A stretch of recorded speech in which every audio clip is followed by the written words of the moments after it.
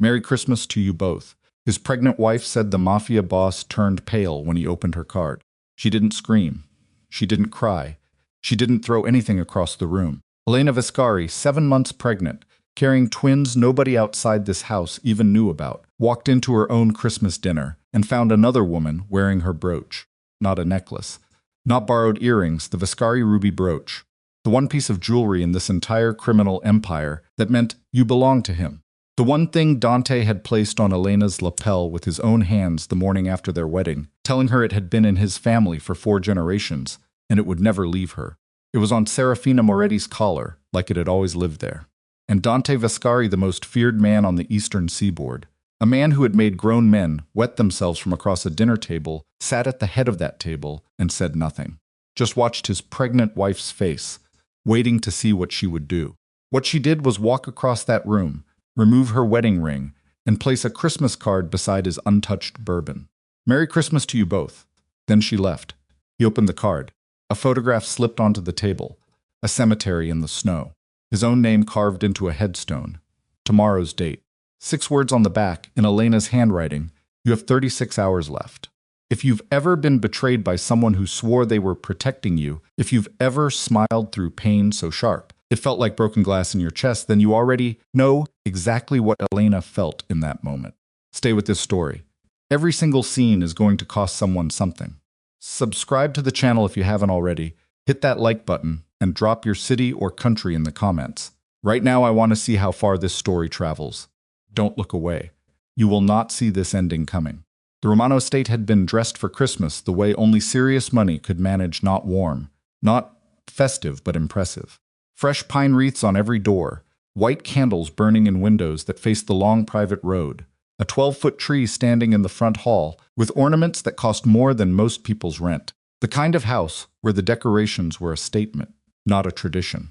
Elena had approved all of it from her phone while sitting in a medical office, listening to 2 heartbeats on an ultrasound machine, a paper towel pressed against her stomach, the technician's voice saying, "Congratulations, Mrs.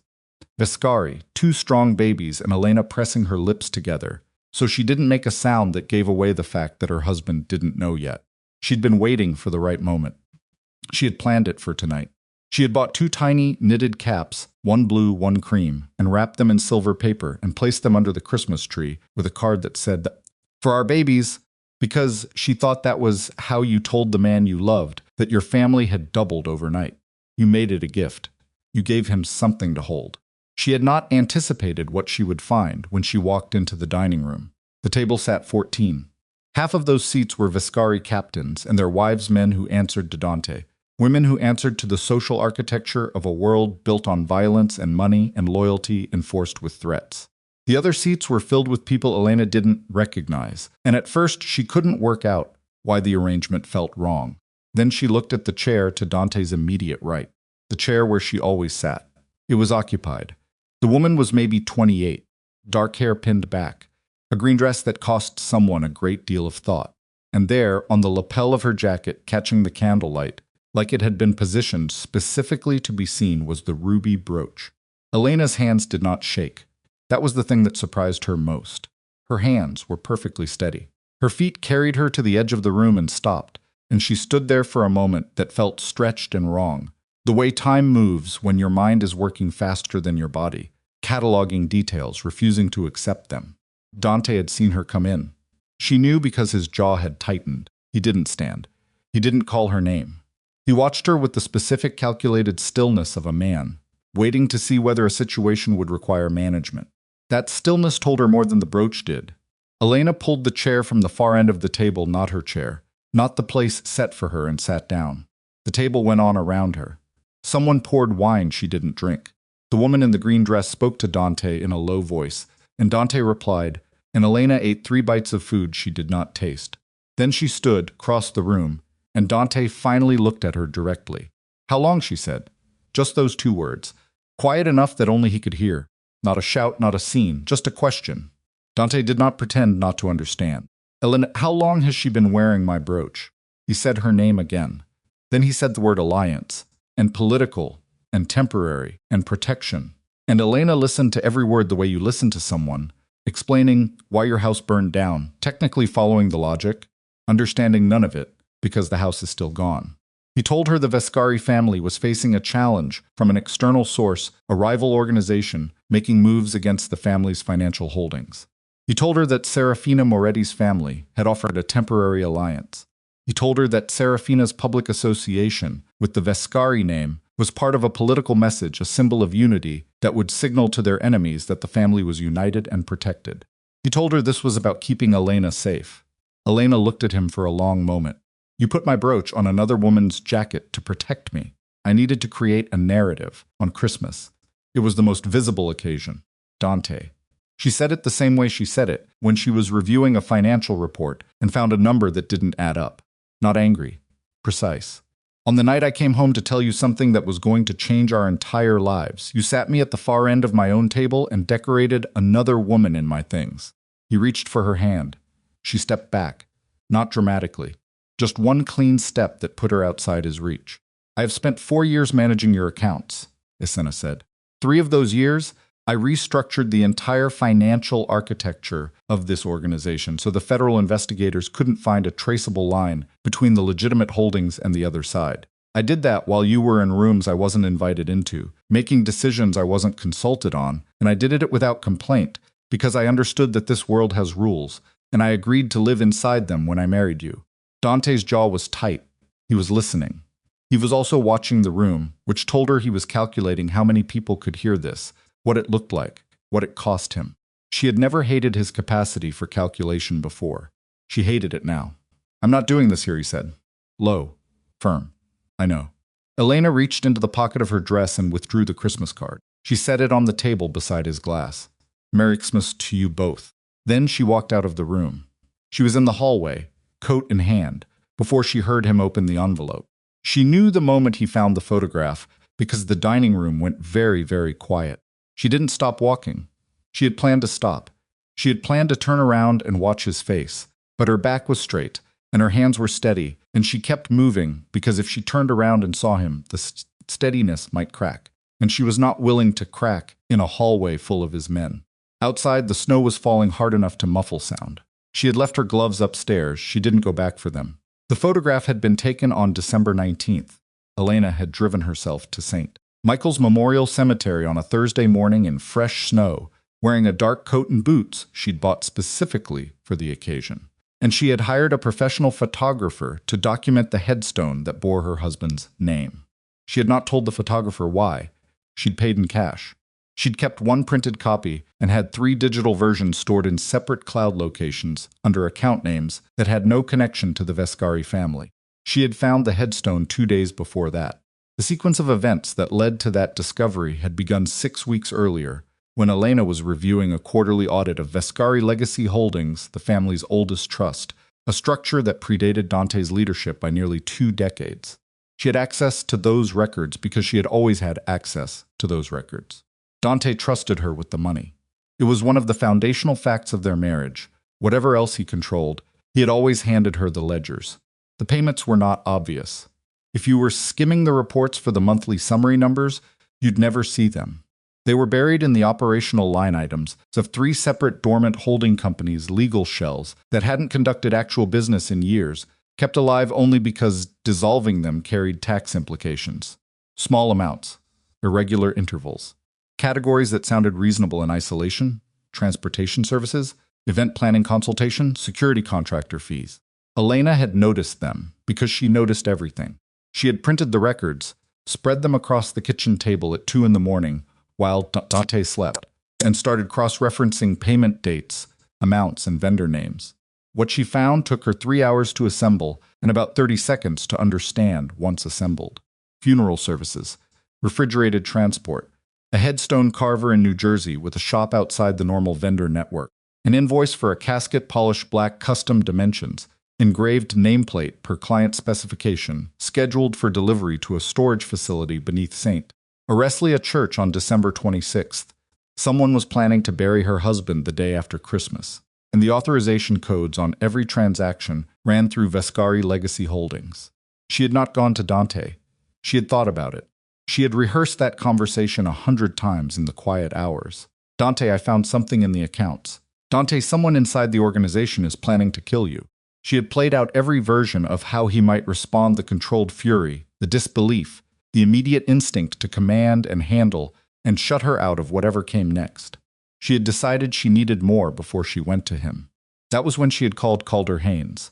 She had his number from 4 years ago, back before their lives had become what they were, back when Calder was a federal prosecutor with a reputation for turning financial evidence into convictions, and Elena had been a forensic accountant working for a firm that occasionally crossed paths with his office. They had worked on opposite sides of a case involving a corrupt city official. They had been professionally adversarial for 8 months and professionally respectful for the last 2 weeks of the trial. She had not spoken to him since. She called him at 7 in the morning and said, "I need someone who can trace money through walls and won't ask questions I don't want to answer yet." Calder had been quiet for a moment. Then, "You're going to need to give me more than that. Not on the phone." Another pause. "Is this about what I think it's about?" "I don't know what you think it's about, Elena." His voice had been careful. "Are you in danger?" She had looked down at the papers spread across her kitchen table. The headstone order, the refrigerated transport invoice, the casket specifications. "Not yet," she'd said. "But someone I know is." Calder Haynes looked like a man who had once been very good at his job and had never entirely gotten over the cost of it. He was in his mid-40s, lean in the way people get lean when they forget to eat, with dark circles that suggested his relationship with sleep was complicated. He'd been disbarred 3 years ago not for corruption, but for a prosecutorial decision that his office had characterized as a breach of professional conduct. He'd gone after a case he wasn't supposed to go after. He'd pulled on a thread that led somewhere that made his superiors deeply uncomfortable, and when the pressure came down, he'd refused to drop it. They'd taken his license instead.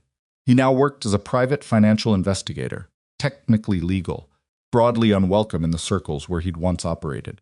He met Elena in the parking structure of a midtown hotel at 9 in the morning, accepted the folder she handed him, and spent 20 minutes standing under a concrete pillar, reading through the records she'd compiled. She watched him read. He didn't make a sound. When he finished, he closed the folder and looked at her. "You've already traced the shell companies back to the trust, as far as I can get from the outside. I need someone who can access the internal transaction logs, which would require getting inside systems that would be stopped." Looked at her more carefully. "You have the access codes. I have my own access codes. The authorization on these transactions isn't mine."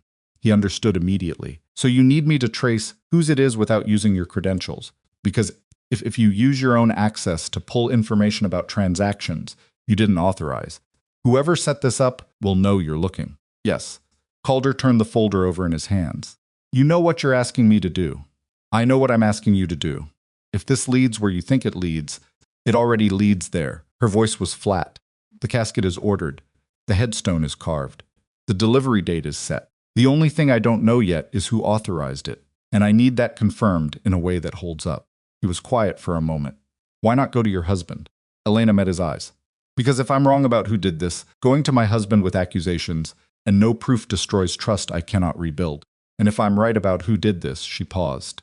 "If I'm right, then whoever planned this has enough access to this family to make any move I make from inside the organization extremely dangerous. And coming to me is safer.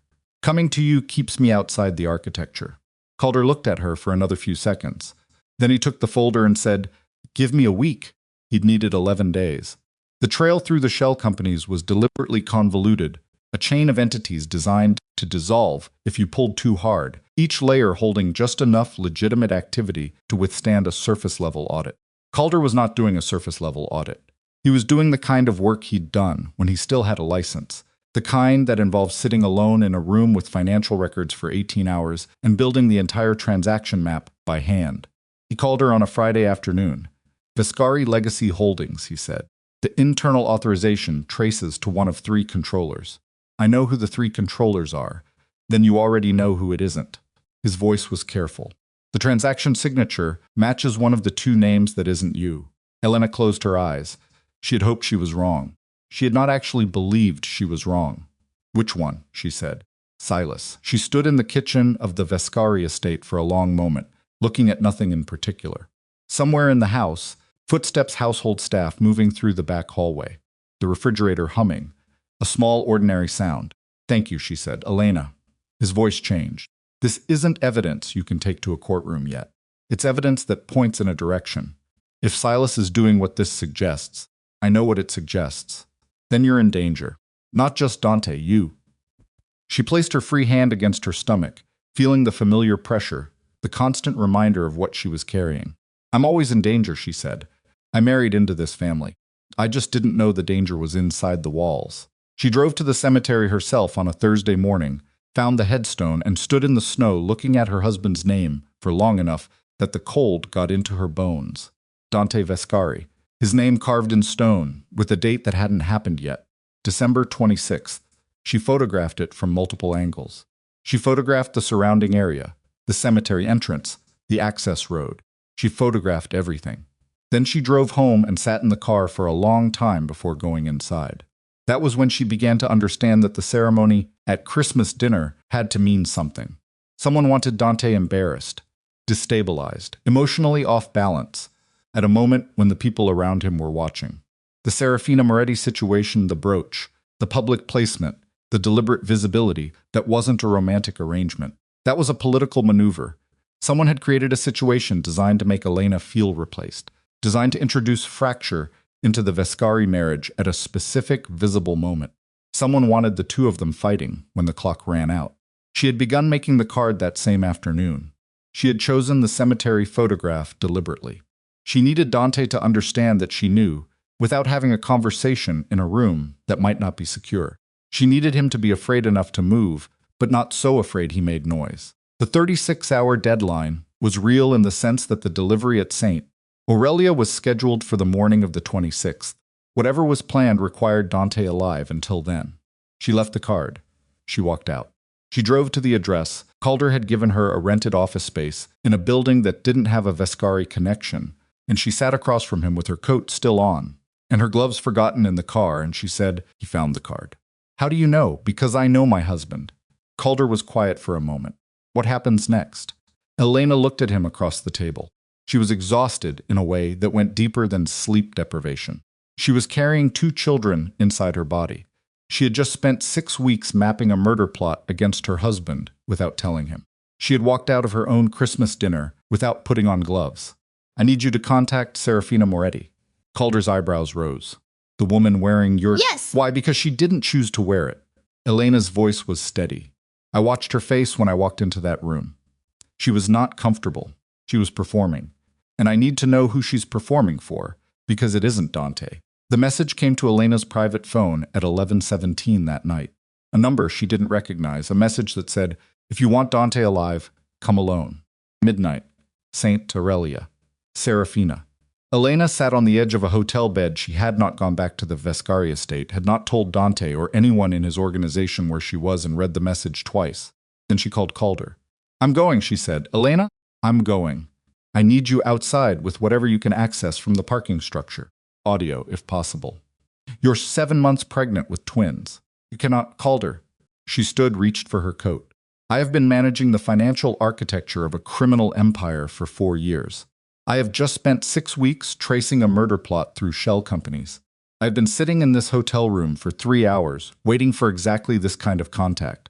She paused. "I am going to that church." He was silent for a moment. "I'll get the audio equipment," he said. St. Aurelia, in the middle of the night, was a different place than it was in daylight. The exterior was old stone, the kind that absorbed cold and held it, the kind that made sound behave strangely. Elena pushed through the side entrance Serafina had specified in a follow-up text, and found herself in a corridor that ran alongside the main sanctuary, dim, narrow, smelling of stone and candle smoke, and the particular cold that old buildings generate from their own age. Serafina was waiting at the end. She was not wearing the ruby brooch.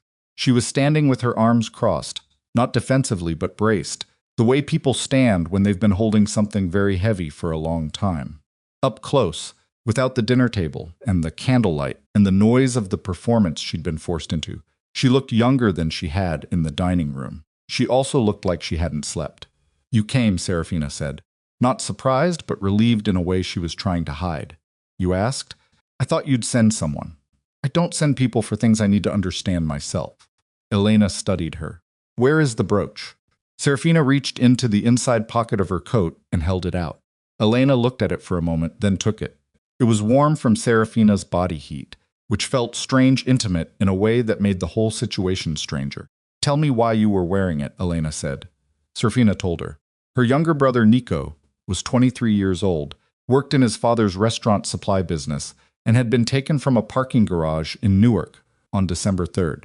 The men who took him had left Serafina a phone with a single number and a single instruction: wait for the call. The call had come from a voice she didn't recognize, using a name she did: Silas Vescari.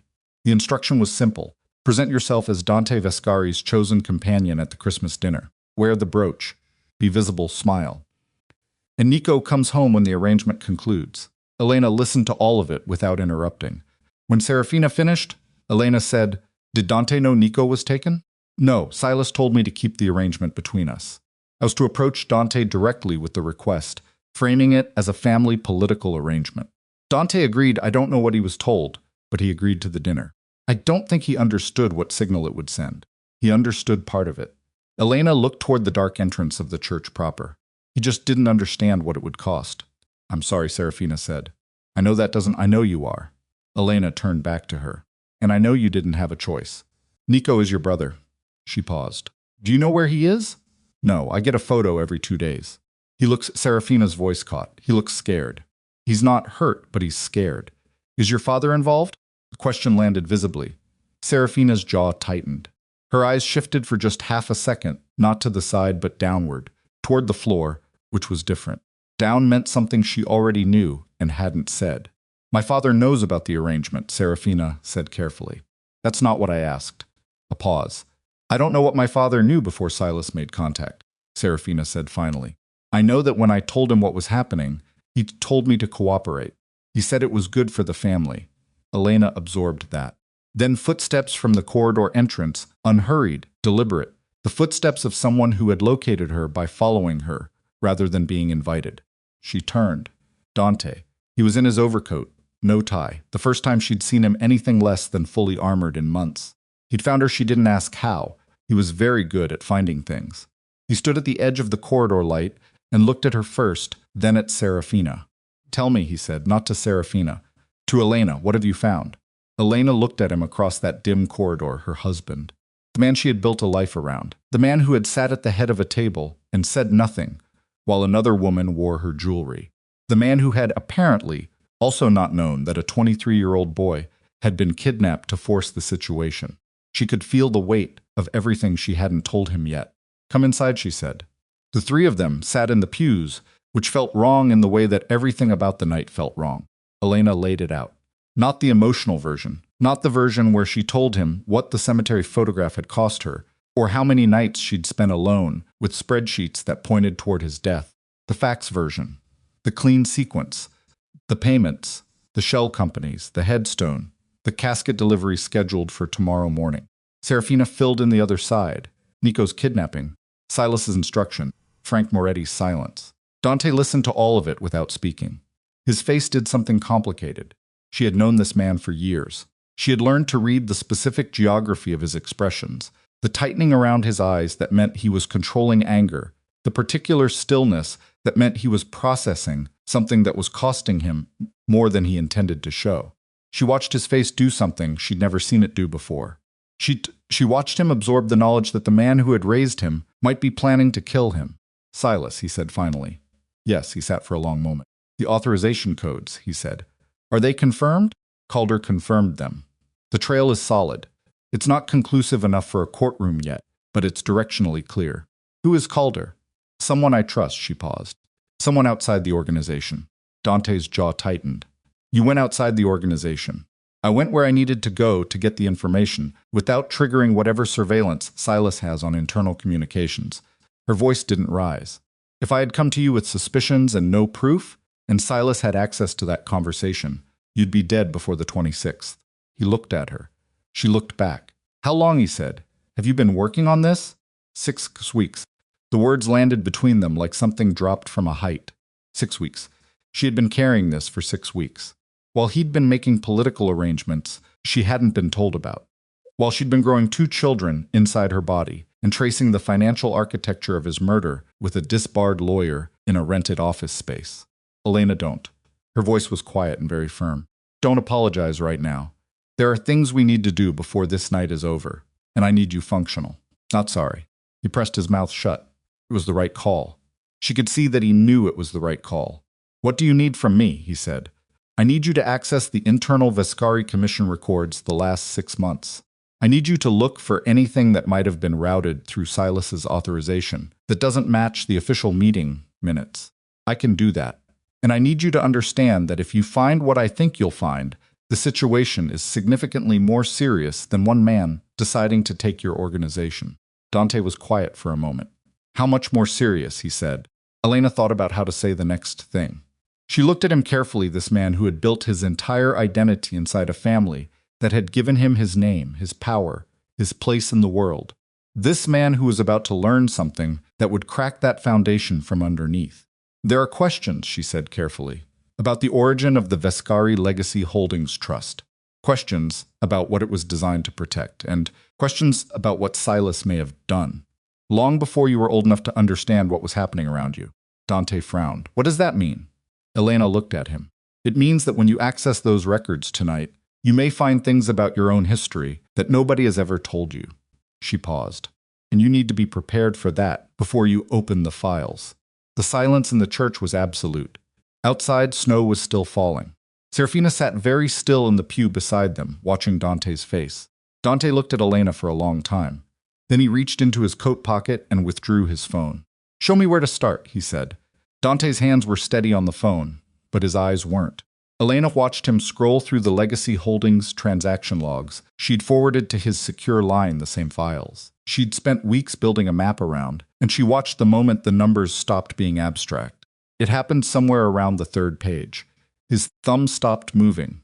His breathing changed. Not dramatic, not a gasp, just a slight flattening. The kind of thing you'd miss if you weren't paying attention. The kind of thing Elena had learned to read in 4 years of sleeping next to a man who was trained from birth to show nothing. These authorization codes, he said. The ones in the October block. They run through Silas's terminal. That's not possible. I know Silas doesn't touch the legacy accounts. He hasn't touched them operationally in years. The structure was set up so that all 3 controllers had to authorize major disbursements simultaneously. These weren't categorized as major disbursements. Elena leaned forward slightly. That's how they got through. Whoever structured this broke the total cost into 11 separate payments across 6 weeks, each one falling below the threshold that triggers dual authorization. Individually, each transaction looked like routine operational expense. Dante stared at the screen. Someone who understood the authorization architecture, he said. Someone who built it, Elena said. Or someone who had access to the person who did. Serafina was sitting 2 pews back, giving them space without leaving. Her arm wrapped around herself. Her face turned slightly toward the dark front of the church. She was not pretending not to listen. She was just choosing not to interrupt, which Elena appreciated more than she expected to. Dante set the phone face down on the pew between them and looked at nothing in particular for a moment. The muscle along his jaw worked once, twice. 6 weeks, he said again. Yes, you sat across from me at dinner for 6 weeks, knowing someone in this family was planning to put me in the ground on December 26th, and you, he stopped, pressed his lips together hard. Why didn't you come to me? I already told you why. Tell me again. Elena looked at him directly. Because if I'd come to you with a theory and no proof, you would have gone to Silas. I wouldn't have? You would have, not because you're careless, because he raised you, and the reflex to report to him is 4 decades old, and it lives below your reasoning. You would have told him. Not everything, maybe, but something enough for him to know you were looking, and then whatever window we had to document this disappears. And so do we. Dante was quiet, the honest kind of quiet, not the tactical kind. I hate that you're right, he said. I know. He picked the phone back up. Show me the casket invoice. She pulled it up on her own phone and handed it to him. He read it the way he read everything, fast, thorough, looking for the detail that didn't fit. She watched his face when he found the line item she'd circled, engraved nameplate, per client specification, rush delivery, balance paid in full. Paid in full, he said. November 14th. Before I started tracing the payments, whoever did this was very confident. They scheduled the delivery for the morning of the 26th, beneath this church. Elena looked at the dark stone around them. The commission meeting is here. The annual review. 30 years of tradition. You hold the year-end commission review at St. Aurelia. Silas scheduled it. Dante looked up slowly. He uses the church, Elena said. Whatever is planned happens here. The coffin is already on its way. The headstone is already carved. The only thing that hasn't happened yet is you. The silence that followed was a different kind than the ones before it. This one had weight. Dante stood. He didn't say anything for a moment. He walked a few steps toward the front of the pew and stood with his back to her, and she let him have that. She understood that there were things a person needed to do alone when their world was being restructured in real time, and standing with your back to people for 30 seconds while you got your hands to stop wanting to break something was one of those things. When he turned around, his face was controlled again. I need to access the internal commission archive, he said. Not remotely. The physical terminal in the legacy office. That office has Silas's people in it. Not tonight. The staff is on Christmas schedule. Skeleton crew, and they're all in the south building. He looked at Serafina. You said Silas has your brother. Do you have any way to reach the people holding him? Serafina shook her head. The phone they left me doesn't receive incoming calls. I can only receive their messages. When's the next message scheduled? They've been coming every 48 hours. Last one was this afternoon. So the next one is the day after tomorrow. Dante's jaw tightened. After the 26th. Yes. He nodded once, the kind of nod that meant he had already accepted an unpleasant fact and was moving past it. All right. We need the commission archive, and we need it tonight. He looked back at Elena. Can Haynes get into the building's network from outside? He can try. But physical access to the terminal is faster and more complete. Then I go in. I know the building. I know the security rotation. I know every door. His voice was flat. Not aggressive, just final in the way of a man used to closing discussions. Stay here with Serafina. I'll be back in under an hour. Elena looked at him. She was used to him making unilateral decisions. She had spent 4 years being used to it. But there was something different tonight, a quality in the way he said stay here, that was less command and more request, and she wasn't sure he was aware of the difference. Take Calder with you, she said. I don't know this Calder. You don't have to know him. You have to use him. She was already pulling out her phone. He's in the parking structure. He's good at getting into systems without leaving marks. And if anything goes wrong inside that building, you need someone who can pull records remotely while you're occupied with other things. Dante looked at her for a moment. You planned this, he said. I planned for possibilities. You planned for the possibility that I'd be standing in this church tonight, needing someone who could get into a secure network at 2 in the morning. I planned for the possibility that tonight would become an operational situation. She met his eyes. I've been planning for that for 6 weeks. He looked at her for another beat. Then, call him. Calder and Dante in the same car was a specific kind of tension that Elena would have paid money to observe, and was glad she hadn't had to manage. She knew this because called her from a parking garage, 4 blocks from the Legacy Holdings office building, at 2:47 in the morning, and his voice had the specific flatness of a man who had spent the last 20 minutes in a confined space with someone who communicated primarily through silence and physical authority. He doesn't talk, Calder said. I know. He just looks at things. Also, yes. We're about to go in. I'm patching you audio. The earpiece she'd been given crackled, and then she was listening to the sound of a building, the low hum of climate control, the distant tick of a heating system, footsteps on floor that were barely audible. She sat in the church pew with Serafina 6 feet away, listening to her husband move through the dark. Serafina said quietly, Is he going to find what you think he'll find? Yes. And then what? Elena thought about that for a moment. She was genuinely uncertain, which was unusual for her. She had very rarely been uncertain in recent memory, because she had been very carefully building certainty for 6 weeks. But what came after tonight, after the archive, after the confirmed authorization, after the document trail became undeniable, that part was less structured. Then he has to decide what he's willing to destroy, she said. Serafina was quiet for a moment. You mean the organization? I mean everything he thinks he is. The audio feed shifted. A door. Low voices Calder navigating something technical. Then Dante's voice, very quiet. Terminals here. Then the sound of typing. Then nothing for a long time. Elena counted seconds without meaning to. The church was cold in a way that had gotten into her bones somewhere around midnight and hadn't left. She put her hand against her stomach, feeling the twins shift. They were active tonight, as though they could sense the tension in her body. She pressed lightly, a habit she'd developed over the last few months, a reflexive reassurance. Serafina noticed. She didn't say anything. But she noticed. How far along? She asked quietly. 7 months. Twins. Yes. I'm sorry, this is your Christmas. Elena almost said it's fine. The words were right there, the automatic social reflex. But she was too tired for reflexes tonight, and they were past the point where social lubricant served anyone. It wasn't what I planned, she said instead. Serafina exhaled something that wasn't quite a laugh. I had plans too. In the earpiece, Calder's voice said very quietly, Dante, look at the October authorization block. And then Dante's voice, flat and controlled, that's Silas's code.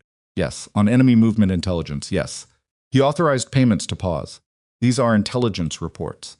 Enemy position intelligence for the Marcelli conflict briefings. Except, Calder said carefully, the company receiving payment doesn't exist. I checked the registration. The vendor ID traces to a shell that was created 9 days before the first payment and dissolved 48 hours after the last one. A long silence. Then Dante, he paid himself. He paid a company he controlled for intelligence reports that were fabricated. Dante's voice had gone very quiet. The Marcelli threat, the enemy movements, the weapon shipments, all of it. I can't confirm all of it from this terminal. But the financial structure suggests the intelligence was purchased from a source controlled by the same person authorizing the purchase, which means he manufactured the threat. The flatness in Dante's voice was the kind that came after a very specific kind of shock, not surprise, not disbelief, but the cold recognition of something you'd almost suspected and hadn't let yourself finish suspecting. There's no Marcelli war. He built it. Calder said nothing, because there was nothing to add. Elena closed her eyes for a moment. She had suspected this. She had not wanted to be right. Because if Silas had manufactured the external threat, he'd used it to justify the political arrangement with Serafina's family. He'd used it to give Dante a reason to need an alliance. He'd used it to put Serafina at that Christmas table wearing Elena's brooch. He had constructed an entire fictional crisis for the precise purpose of driving a wedge between Dante and Elena at a moment carefully calculated to be the most damaging. Christmas night. Elena 7 months pregnant. The ruby brooch on another woman's collar. If Elena had reacted differently, if she'd screamed, if she'd broken down, if she'd made it a public scene, the fracture would have been immediate and visible. The captains would have seen Dante's wife fall apart at the table. The story would have written itself. Instead, she'd left a card. Silas had not expected that. In the earpiece, Dante said, pull everything you can from this terminal. Every authorization, every payment, every communication that runs through Silas's credentials for the last 18 months. Copy it all. That's going to take time. Take it. Elena opened her eyes. He came back to the church at 4 a.m, with Calder 3 steps behind him, and Elena could read the result in his posture before he said a word. She had learned over years that Dante's control was most complete when the damage was worst. The more catastrophic the information, the more carefully he managed his face. Right now his face was very managed. He sat down across from her. Calder stood near the entrance. Serafina didn't move. The Marcelli threat is constructed, Dante said. The intelligence reports are fabricated. The vendor companies are shells. The weapons movements, all of the reports my captains have been briefed on for the last 8 months trace back to a single source, which traces back to Silas. Elena nodded once. She didn't say I thought so. That wasn't useful. There's more, Calder said from the entrance. Dante looked at him. Calder walked forward and placed his phone on the pew between them. On the screen was a document old, scanned from physical paper. The edges of the image slightly curved the way documents look when they've been in a folder for a long time. Elena looked at it. It was a birth record. The name on it was not Dante Vescari. It was Dante Elias Blackwell. She felt the breath go out of her very slowly, careful, the way you handle something fragile. She looked at Dante's face. He was looking at the document. Where did you find this? He said. His voice was even, completely even. The way water is even before something large moves beneath the surface. It was in a physical file in the archive room. Locked cabinet, back corner, behind 30 years of commission minutes. Calder's voice was careful. It appears to be an original document. The record was filed under a sealed identity transfer order dated 41 years ago. The seal authorizes the legal adoption of the child under a new family name. He paused. Authorized by Silas Vescari. No one said anything. The church held its breath. Dante did not move. Blackwell, he said finally. Yes. The Blackwell family. Yes, they were. He stopped. His jaw was working. They were declared enemies of the Vescari organization 40 years ago. The conflict that built this family's power, the war that Silas won, that became the founding story of everything we are, was a conflict, Calder said carefully, in which the opposing family was the Blackwells. Dante looked up from the document. He killed my parents, he said. It wasn't a question. It wasn't a realization happening in real time. It was a man saying out loud, for the first time, something he had just understood completely. He destroyed the Blackwell family, and then he took their child, and he raised me as a Vescari. He gave me the name, the organization, the power, all of it built on the blood of my own family, and spent 40 years watching me build his empire back up for him. The silence was the kind that doesn't invite response. Elena sat very still. She was watching Dante the way you watch a structure when you're not sure whether it's going to hold. He stood abruptly, walked 3 steps away, and stopped. His hands were at his sides. She could see them from where she sat, not fists, not open, just stopped like the rest of him. Serafina spoke very quietly. I'm sorry Dante didn't turn around. Don't be sorry you didn't do this. My family. Your family was used the same way I was. His voice was flat, differently, but the same. A pause. Your brother is still alive. We're going to get him back. He turned around. His face was composed in the specific way it got composed, when the interior situation was too large for the exterior to contain, and he had made a decision, conscious or not, to compress everything unpulsistable into a space he could manage later. Elena recognized this. She did not push on it. We need to move, he said. If Silas has people watching this building, he does, Calder said. I clocked 2 vehicles when we came in. They were positioned too casually to be accidental. How long have we had? They would have seen us go in. If they reported it immediately, then we have very little time before Silas knows I've been in that archive. Dante's eyes went to Elena. We need to get you somewhere secure. I'm not going somewhere separate. Elena, I am not going to a safe house and waiting. I have been managing this situation for 6 weeks from inside information Silas doesn't know I have. And the moment you move me to a separate location, I lose access to the coordination I've been building. She met his eyes steadily. I go where you go. He looked at her for a moment. It was not the look of a man deciding whether to override her. It was the look of a man recalibrating what protection actually meant when the person you were trying to protect was the one who had built the map. All right, he said, there's a hotel 2 blocks east, Calder said. Clean, no Vescari connection. I rented a room under a name that won't trace back. How long have you had the room? Dante asked. Since this afternoon. Dante looked at Calder for a moment. She planned for this too. Calder didn't look at Elena. She plans for everything. The hotel room was ordinary, in the way only deliberately ordinary rooms can be a room chosen specifically for having no distinguishing features, no memorable details, nothing that would stick in anyone's memory. Elena sat on the edge of the bed and took her boots off, for the first time since she'd left the estate, and the relief was enough that she had to stop moving for a moment and just breathe. Calder set up his laptop on the desk. Dante stood by the window, looking at the street below through a gap in the curtain. Serafina sat in the chair near the door. No one had spoken for several minutes. Then Dante said, without turning from the window, how long has Calder known about the Blackwell record? Elena looked up. He found it tonight. But you suspected something along those lines. She paused. I suspected that the legacy holding structure had been designed to protect something that predated your leadership. The identity of what it was protecting I didn't know. But the age of the trust, the specific way Silas controlled it, independently of the family commission, the sealed records, those all indicated something foundational, something he needed to bury. Yes, Dante was quiet for a moment. My entire life, he said. I believed I was building something that belonged to me, something I'd earned, a legacy I was extending. His reflection in the glass was faint. It was never mine. The work was yours, Elena said. The name wasn't. No, the family wasn't. No. He turned from the window. Does that bother you? Elena looked at him. You being a Blackwell, biologically. No. Her voice was direct. You are the man who has been in this room with me for the last several hours, who sat in that church and listened to evidence that should have broken someone, and who is still standing. She paused. The name on your birth record doesn't change any of that. He looked at her for a long moment. Something moved in his expression, not a crack in the control, but a shift beneath it, like a weight redistributing. He didn't thank her for saying it. He wasn't that kind of man. But he heard it. We have until the 26th, he said. The commission meeting is scheduled for 10 in the morning.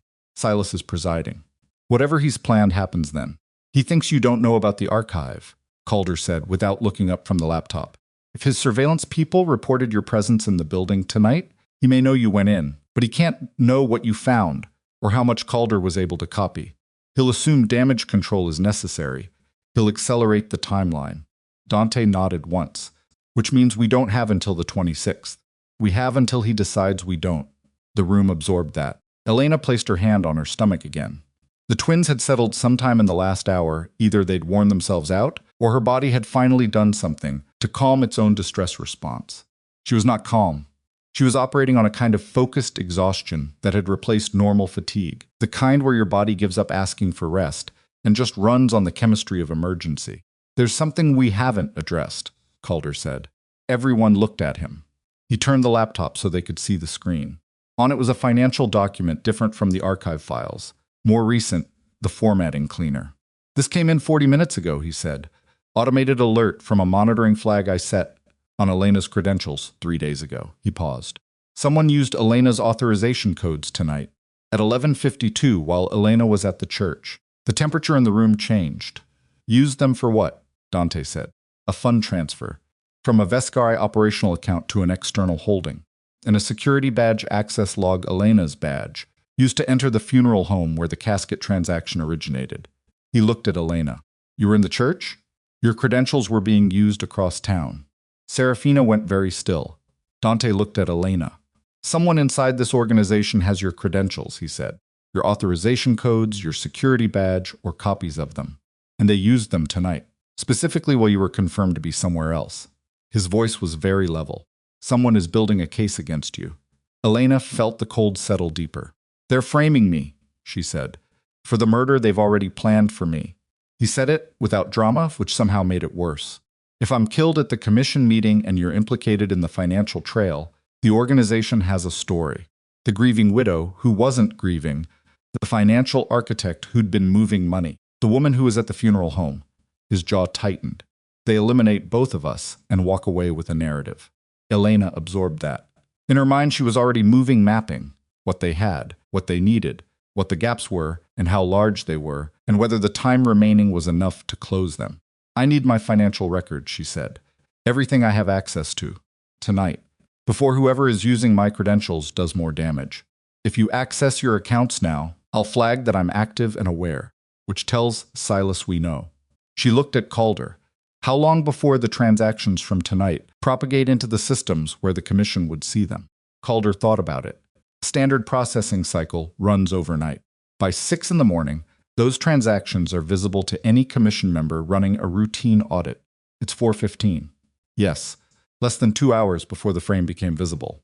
Before the evidence against Elena was embedded in systems that would be reviewed by the commission before the meeting. Before the narrative Silas had constructed became the official version of events. Elena stood. Then we start now, she said. She crossed to the desk, pulled a chair, and sat beside Calder. Show me exactly what they used, and exactly when. Every transaction, every badge access, every system entry that's been made with my credentials in the last 72 hours. Calder pulled up the logs. Dante moved to stand behind her shoulder. She did not tell him to give her space. She did not manage the dynamic. She just started working. Because that was what the next 2 hours required, the 2 most precise hours of financial analysis she had ever done. In a hotel room, 7 months pregnant, while her husband stood behind her and tried to understand a world that was collapsing and rebuilding simultaneously. At 5:43 in the morning, Calder said quietly, Elena, look at this. She looked. The security footage from the funeral home, the footage that showed someone entering the building with Elena's credentials, had been flagged by the monitoring system. She could see the timestamp.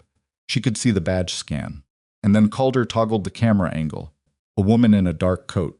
Elena's coat, the dark wool one from last winter, the one she hadn't worn in months, because it no longer fit over her stomach. The woman walked with Elena's height, Elena's coloring, the dark hair pinned correctly. But she was not carrying herself the way Elena carried herself at 7 months with twins. The posture was wrong. She walked straight, not the subtle compensation, the barely visible weight redistribution that Elena had developed without thinking over the last 6 months as her center of gravity shifted. That's not me, Elena said. Obviously not, Calder said. Can you isolate the footage? Already doing it. Dante spoke from behind her shoulder. Someone studied you enough to copy your appearance. Your coat, your build, your coloring. Someone with close access, Elena said. Someone who's been inside this house. Yes. Neither of them said the word that hovered over the room.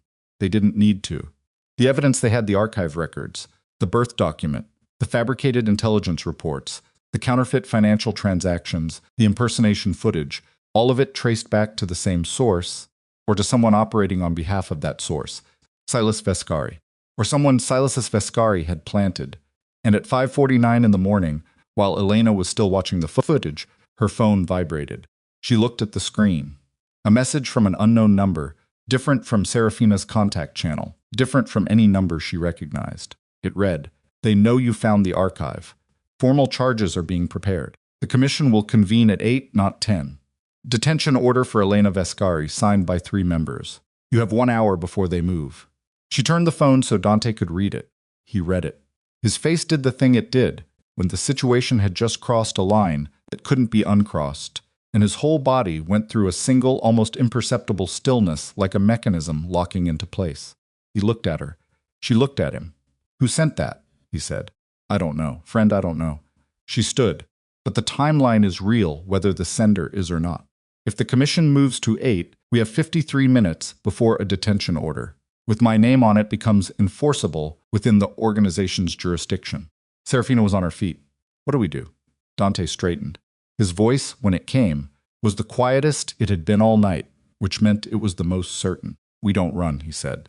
Elena looked at him. "If we run," he continued, "we validate the narrative. Elena is a fugitive. The charges hold. The commission convenes without us. Silas presents the evidence, and we spend the rest of our lives being hunted by an organization that believes my wife killed me before I was actually killed." His jaw tightened. "We don't run. We go to that meeting. With what we have," Elena said.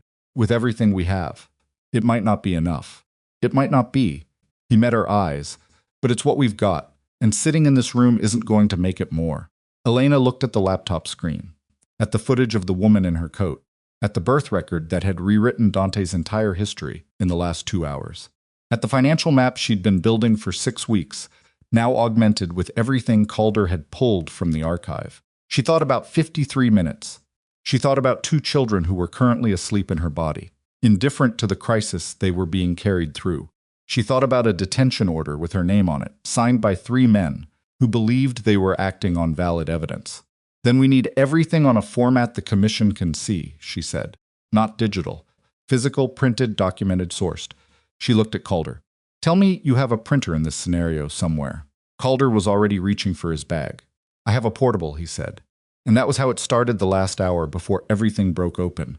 In a hotel room that smelled like recycled air and cheap carpet, with a portable printer humming on the desk and moving through the specific focused silence of people who have just run out of runway and chosen to land anyway. The printer finished its last page at 6:11 in the morning. Calder pulled the stack from the tray, tapped the edges against the desk twice to align them, and handed the entire package to Elena without saying anything. She took it. The paper was warm from the machine. She pressed her palm flat against the top page for a second, not deliberately, just a reflex, the way you touch something to confirm it's real. 42 minutes until the commission convened. "How are we getting in?" Serafina asked. She was standing near the door, her coat already on, her face carrying the particular exhaustions of someone who had been afraid for 3 weeks and had stopped trying to hide it. "Through the front," Dante said. Calder looked up. "They'll have your authority suspended.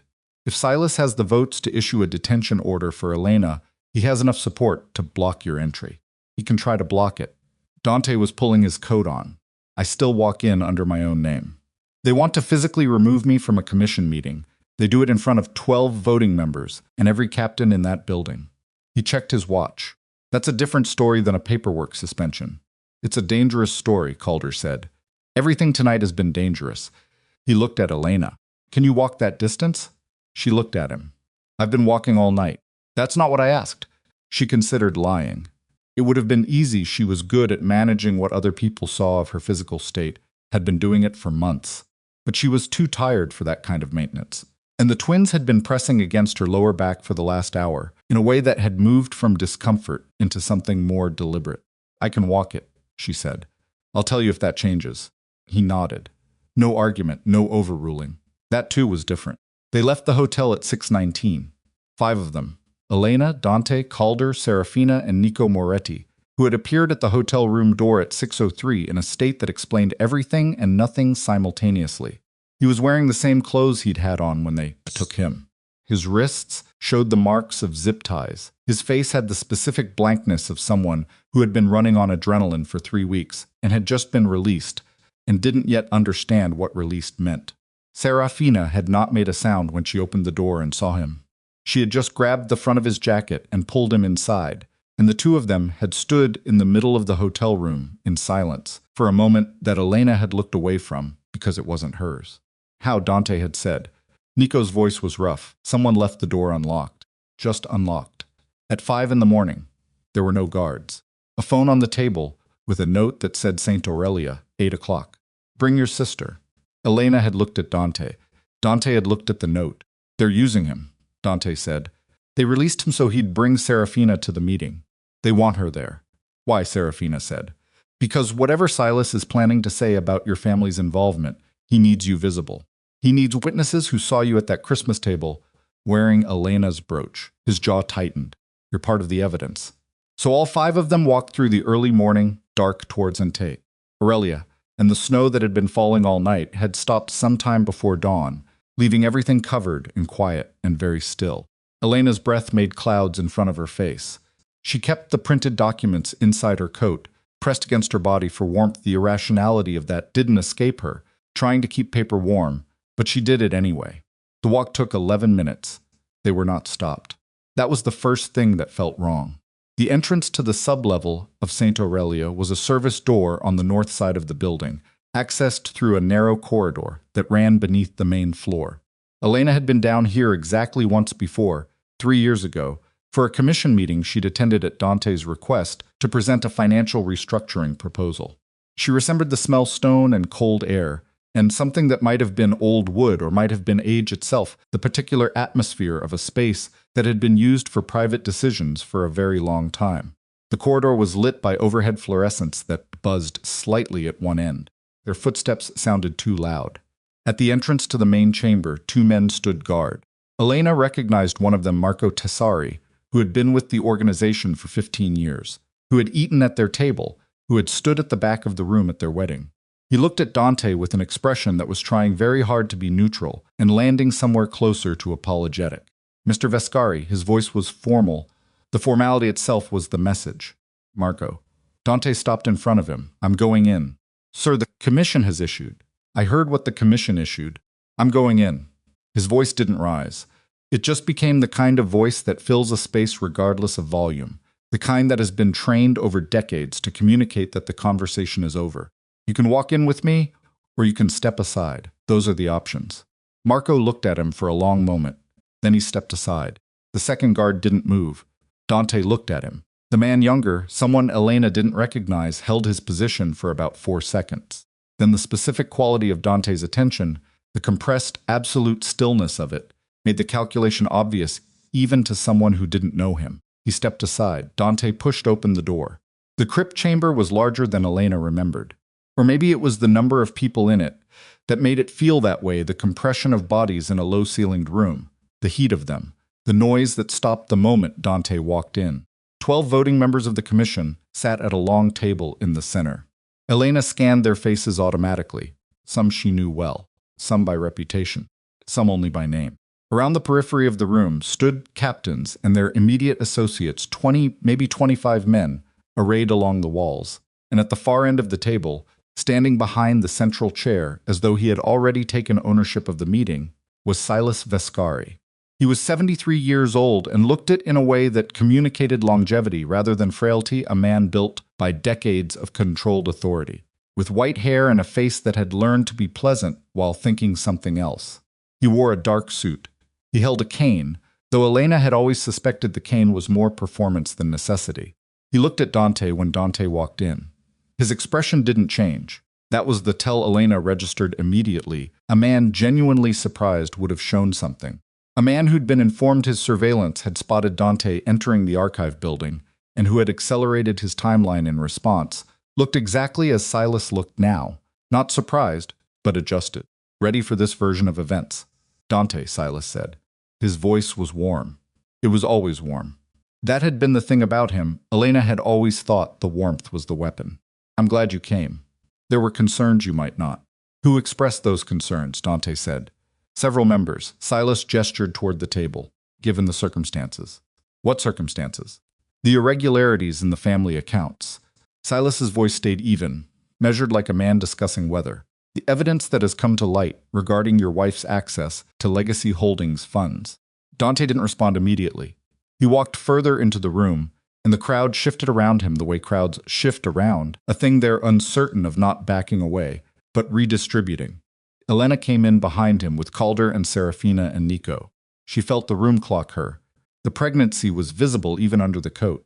She saw several of the commission members absorb it, some with discomfort, some with something that might have been calculation. The visibly pregnant woman, here now, in this room, what that meant. What it cost to look at her and vote for a detention order anyway. Silas looked at her. Elena, still warm, you shouldn't have come. Given your condition. My condition is fine, she said. Of course. A small smile. We've been worried about you. This situation, the evidence we've found, none of this is something you should be dealing with while...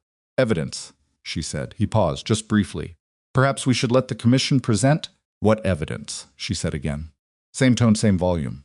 The room had gone very quiet. You said evidence has come to light. Describe it, please. Silas looked at her for a moment. Then he nodded to a man at the far end of the room. A projector screen descended from the ceiling, mounted permanently, Elena remembered, for financial presentations. The system hummed, and then the security footage appeared on screen. A woman in a dark coat, Elena's coat, her height, her coloring, walking through the lobby of the funeral home at 11:52 the previous night.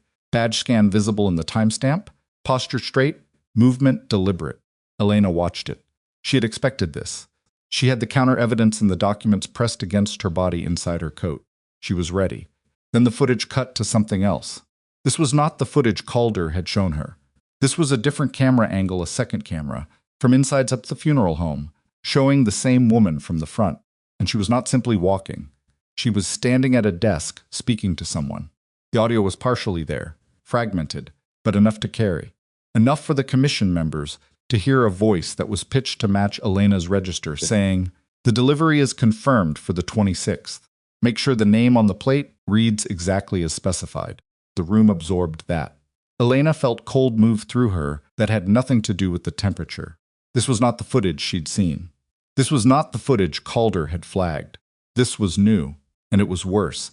And whoever had made it well enough that the commission members who were already inclined toward Silas would need very precise counter-evidence to move off it. Dante was looking at the screen. His face was still. Elena spoke before anyone else could. That footage has been altered. Silas tilted his head. Elena, the audio is spliced.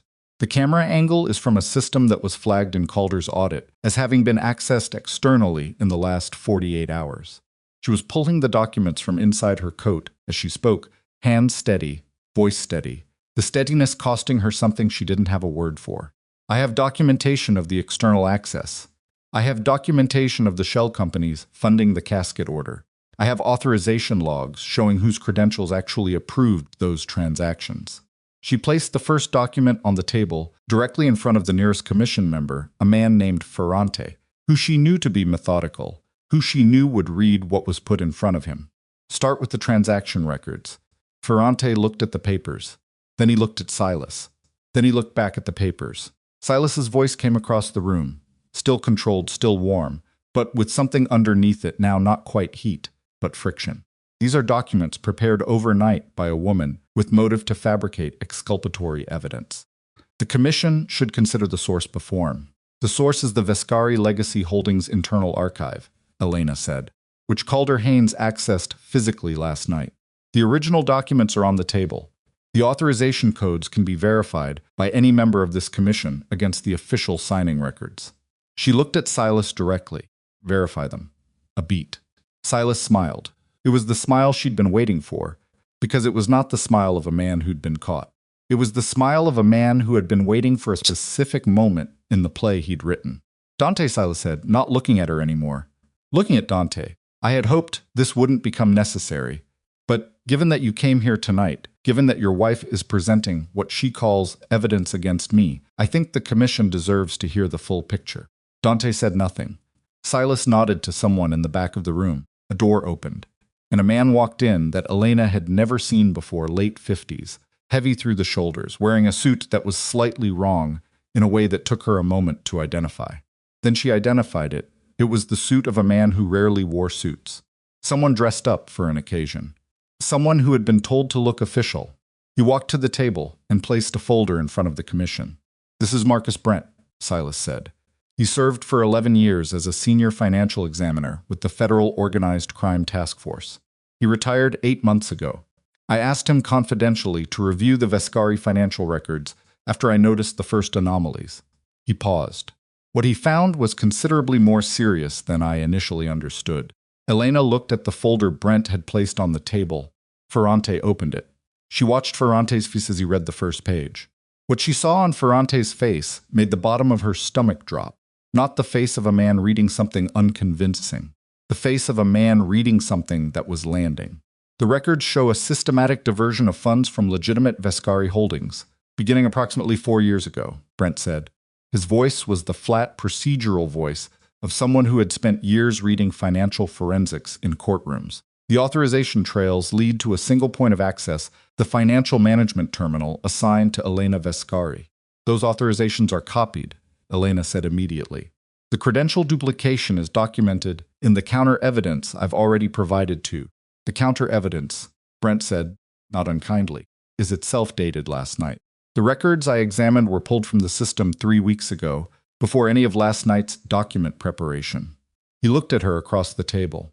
"I'm not saying your documents are fabricated, Mrs. Vescari. I'm saying the records I examined predate them, and the commission will need to reconcile the conflict." 3 weeks ago. Elena heard that and felt something shift in the architecture she'd been building. Because Calder had set his monitoring flag 3 days ago. If the external access to her credentials had begun 3 weeks ago, if the fabricated transactions had been embedded in the system 3 weeks ago, not 3 days then, whoever had designed this had started building the frame long before Elena had started looking at the shell companies. They had been building this before she found the headstone, before she found the casket invoice, before she made the first call to Calder. Silas had been constructing the false evidence against Elena simultaneously with constructing the murder plan for Dante, and he had begun building it weeks before Elena had detected anything, which meant the counter-evidence she had spent 6 weeks assembling was responding to a narrative that had a 3-week head start, embedded in systems that looked legitimate, reviewed by a man with federal credentials who had been given access specifically to make his findings appear independent. The room was reading the commission members' faces. Elena was reading them too. Ferrante had put the folder down and was looking at neither her nor Silas. He was looking at the table. That was bad. Ferrante looking at the table meant he was uncomfortable, and a man who was uncomfortable under these circumstances was a man who was calculating the cost of the decision either way, and comfort was not on her side right now. 2 other commission members were looking at Dante. Dante. She looked at him. He was standing very still, and she understood with a precision that felt like a physical impact that he was doing the thing he did when the evidence was pressing against old instinct. When the world was presenting information that the rational part of him understood, and the trained part of him, the part that had been raised by Silas, shaped by Silas, taught to trust Silas above almost anything, was resisting. He was believing the document she'd placed on the table. He was also looking at the footage on the screen. He was also looking at Marcus Brent's federal credentials. And she could see not doubt, not exactly, because Dante had told her in the church that he believed her, but she could see the weight of it. The specific burden of a man standing inside the collision of 2 contradictory realities, both documented, both sourced, both presented by people with reasons for presenting them. Silas saw it too. Dante said softly, "I know this is painful. I know she's your wife. I know what she means to you, and I know she is a glance toward Elena's stomach in a vulnerable condition. No one here wants to see this happen. But the commission has a responsibility to the family, to the organization." And the evidence stopped. Dante's voice was quiet. "Don't perform concern for me." Silas paused. "You've been performing concern for me for 40 years, Dante said. "I know what it sounds like." Silas adjusted. That was the thing about him, he adjusted in real time, recalibrated, found the new angle. "I understand you're angry, the archive. You know I was in the archive." "Yes. And I can imagine what you found, and I can imagine how it looked, and I want to explain. whose authorization codes are on the funeral home payment. Dante cut across him. Not a shout, a blade, not Elena's whose. Silas held his expression. The payment structure is complex. Whose code, Silas? There are multiple authorization layers that answer the question. The room was very quiet. Silas looked at Dante for a moment. Something shifted in the warmth of his expression, not disappearing exactly, but becoming structural. The way a building's facade stays in place while the interior changes. The commission should review the full context, Silas said, pivoting smoothly back toward the table. What I would ask is that we proceed with the formal process. We have a detention order for Elena Vescari pending review. We have Dante's suspended authority, also pending review. The appropriate thing, Elena said, her voice cutting through before she'd made a decision to speak, is for the commission to answer a question before we go any further. Heads turned toward her. She looked at the 12 men at the table, not at Silas, at them. Marcus Brent reviewed financial records pulled 3 weeks ago, she said. Who authorized that review? Who gave Brent access to the internal systems? Who commissioned the examination? She waited. Because an independent financial examination of Vescari Holdings is not a routine procedure. Someone requested it. Someone had to have standing within this organization to make that request. A pause. Ferrante looked up from the table. His eyes moved to Silas. Silas saw the question landing in the room. I authorize the examination in my capacity as Legacy Holdings Controller, which grants me. It grants you oversight of the trust structure, Elena said, not operational account review. Those are different authorities.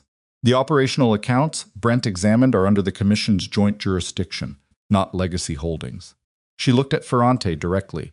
He didn't have the authority to commission that examination without a majority commission vote, which means either someone else authorized it, she paused, or it was conducted without proper authorization, which makes every finding Brent is presenting inadmissible under your own procedural rules. Ferrante looked at Brent. Brent's face had gone slightly careful. The authorization was verbal, Brent said. Mr. Vescari assured me the commission had approved. Do you have documentation of that approval? Elena said. A silence. Dante moved. Not dramatically, just 3 steps toward the center of the room, which changed the geometry of everything. I want to see the vote record, he said. The commission vote that authorized Brent's examination. If it was taken, it's in the minutes. Find it. No one moved for a moment. Then Ferrante slowly turned to the record keeper at the end of the table and said, pull the October and November minutes. And that was when Silas moved. Not toward the table. Not toward Dante. He moved toward the end of the room, a small, specific movement, toward the man standing near the far wall. One of the 3 men Elena had registered when she walked in as positioned incorrectly for a security detail. Too far from the doors. Too close to each other. Elena saw it. Dante saw it. The thing about recognition, when it happens in a room full of people with weapons, it happens and the margin for error is 0. Dante said Elena. 1 word. She was already moving. Not fast wasn't available to her at 7 months, with twins and a back that had been complaining for hours. But she moved, stepped back toward Calder, and Calder moved toward her simultaneously, which told her he'd been watching the same positioning she had. Serafina grabbed Nico's arm, the room fractured. 3 things happened close enough together that the sequence blurred. Dante moved toward the near wall, not away from the threat, toward it, which was the specific counter-logic of a man who had been trained in violence since adolescence. 2 of Silas's positioned men reached for weapons, and Ferrante, cautious, methodical. Procedural Ferrante stood up from the table and shouted something that Elena didn't process because Calder had his hand on her arm and was pulling her toward the door behind them. She didn't go. She planted her feet. Elena, the documents, she said. They're still on the table. We can't. Those documents are the only thing that establishes what happened before this room turns into something else. She looked at him. If we leave them, Silas controls the story. Calder looked at the table. The printed evidence she'd laid out 8 pages, sourced, documented. The entire 6 weeks of her work distilled into something the commission could read in the 15 minutes before everything went sideways. He released her arm and moved for the table. The room was shouting now. Not all of it. Some of the commission members were standing. Some were back against the wall. One of Dante's captains, who'd been stationed near the entrance, had moved into the room and was now between Dante and 2 of Silas's men. And the geometry of that particular triangle was tightening. Elena stood in the middle of it. Her back was screaming. The twins were pressing somewhere in the center of her, and she felt a contraction, not a false one, Not the pressure she'd been feeling all week, but a real one, rolling through her in a slow wave that she recognized because she'd felt the smaller version of it for days, and this was the larger version, the kind the book said to start timing. She timed it. 20 seconds, then gone. She filed it and kept moving. Calder had the documents. He was back beside her. Dante had put himself between Silas's men and the rest of the room, and the two men who'd reached for weapons had not drawn them, because Dante's 3 captains who'd followed them in were now visible, and the arithmetic had changed. But the standoff was fragile, the specific fragility of a situation that has too many armed people in a small room, and is waiting for one person to make a decision that can't be unmade. Silas looked at Dante across the length of the room. "This is what you've chosen," Silas said. His voice was almost gentle. "You had everything I built for you, everything I sacrificed to give you. The name, the power, the family." He paused. "And you chose a woman who has been working against this organization for 6 weeks. She's been working to keep me alive," Dante said, "which is apparently more than you've been doing." "I made you," Silas said. "You stole a child," Dante said. "That's not the same thing." Silas's face moved. The warmth finally went somewhere underneath, and what was left was older and harder and honest, in the way things are honest when there's no more performance left in them. "You were always going to be difficult," Silas said. "Your father was the same." The room absorbed that, the word father in that sentence. Dante heard it. Elena saw him. Here it saw the specific stillness in his face, the way the reference landed against the knowledge he'd had for less than 4 hours, the birth record, the sealed identity transfer, the man who had spent 4 decades inside the warmth and certainty of a family history that had been manufactured from the beginning. "My father," Dante said, "the man you killed." Silas looked at him. For a moment, a small, specific moment, something crossed the old man's face that Elena couldn't name. Not regret, not guilt. Something closer to the look of a man confirming a calculation he'd made a long time ago. "It was necessary," Silas said. 3 words. Elena watched Dante take them. The silence that followed was the worst silence she'd experienced, in a night of terrible silences, because it was the silence of a person absorbing a confirmation they'd hoped wasn't coming. Hearing it was necessary from the man who'd killed your parents and stolen your identity and handed you back your own family's grave to build your empire on. Then a second contraction, stronger than the first. Elena kept her face still. She put her hand against her side, pressing lightly, the way she'd been doing all night. Calder, beside her, looked at her hand. He was perceptive in the way people who have spent years observing become perceptive, and he read what she was doing immediately. "Elena," he said quietly. "I know," she said, same volume. "Not yet. That's not your decision to make alone." "Calder." She looked at him. "We have about 4 minutes before that room either resolves or breaks apart. And if it breaks apart with Silas in control of the narrative, we lose every legal mechanism we have. So not yet." He pressed his mouth closed. She turned back to the room. Silas was speaking again to the commission members, not to Dante now, the performance resuming, the warmth back in his voice like a light that had been briefly switched off and switched back on. He was explaining the birth record. She could tell from the language he was using, he was constructing a narrative around it, a rationale that acknowledged the adoption and positioned it as a rescue, a sacrifice, a choice made for the child's own protection. He had prepared for this too. Elena understood fully, in that moment, that Silas had prepared for every version of this conversation, every possible reveal, every possible confrontation, every possible piece of evidence. He had thought through the counter-argument in advance and refined it. This was not a man improvising. This was a man who had been building this structure for 40 years and had contingency plans for contingencies she hadn't thought to anticipate. The documents in Calder's hands were solid. The counter-evidence was real. But solid evidence in a room where half the audience was already predisposed to accept an alternative framing, and where the man presenting the alternative had 40 years of credibility and a former federal examiner standing beside him. Solid evidence was necessary but not sufficient. They needed something Silas hadn't planned for. They needed something that couldn't be reframed. Elena looked at Serafina. Serafina was standing with Nico near the back wall, holding her brother's arm, watching Silas speak to the commission. And Elena remembered something Serafina had said in the church. "My father knows about the arrangement. When I told him what was happening, he told me to cooperate." Frank Moretti, Serafina's father, who knew about Nico's kidnapping, who knew about the arrangement, who had told his daughter to cooperate with Silas's instructions. Elena crossed to Serafina in 6 steps. "Your father," she said quietly. "Where is he?" Serafina looked at her. I don't know. He wasn't at the estate. Does he have a phone with the Silas's contact? A direct line. Yes. He said Silas called him directly. He has a number. I need that number. Serafina stared at her. I need that number, Elena said again. And I need your phone. What are you going to do? Elena looked at her steadily. Something that either works or makes everything significantly worse. But we're already at significantly worse, so the risk calculus has changed. Serafina pulled her phone from her pocket and opened her contacts. There was a pause, a very specific pause, the kind of pause that happens when someone is deciding whether to trust a choice that feels dangerous and has no guaranteed outcome. Then Serafina pressed the screen and handed the phone over. The number was there. Frank Moretti saved under father, with a second number below it labeled emergency line. Elena looked at the second number. She looked at Silas across the room. She looked at the commission members, some of whom were still reading her documents, some of whom were listening to Silas, some of whom were doing what people in impossible positions do, waiting to see which direction the wind settled before committing. Then she looked at Dante. He was still standing in the center of the room. He had not moved, had not charged, had not done the thing his entire training had prepared him to do in situations like this, which was to exercise physical authority immediately, to establish dominance through action. He was waiting. She didn't know if he was waiting for her. She thought he might be. Elena dialed the emergency line. It rang twice. A man's voice, older, rough, slightly wary. Who is this? My name is Elena Vescari, she said. Her voice was clear and even. I'm calling from inside the St. Aurelia Commission Chamber. Your son-in-law is in this room.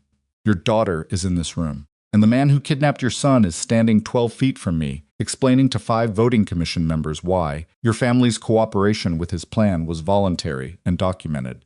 She paused.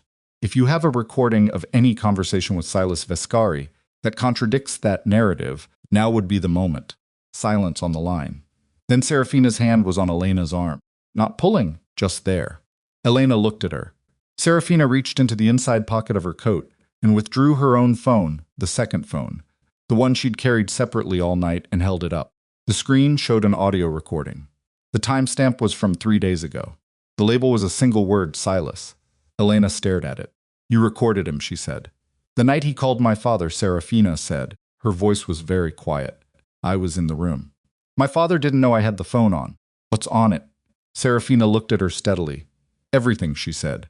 The contraction hit Elena at that exact moment, the third one, and this one didn't roll, it landed. A solid clench that took her breath for 4 full seconds and left her hand white-knuckled against the back of a chair she hadn't realized she'd grabbed. Calder was beside her instantly. Elena, play it, she said to Serafina. Her voice came out completely level, which surprised even her. Play the recording, she said again.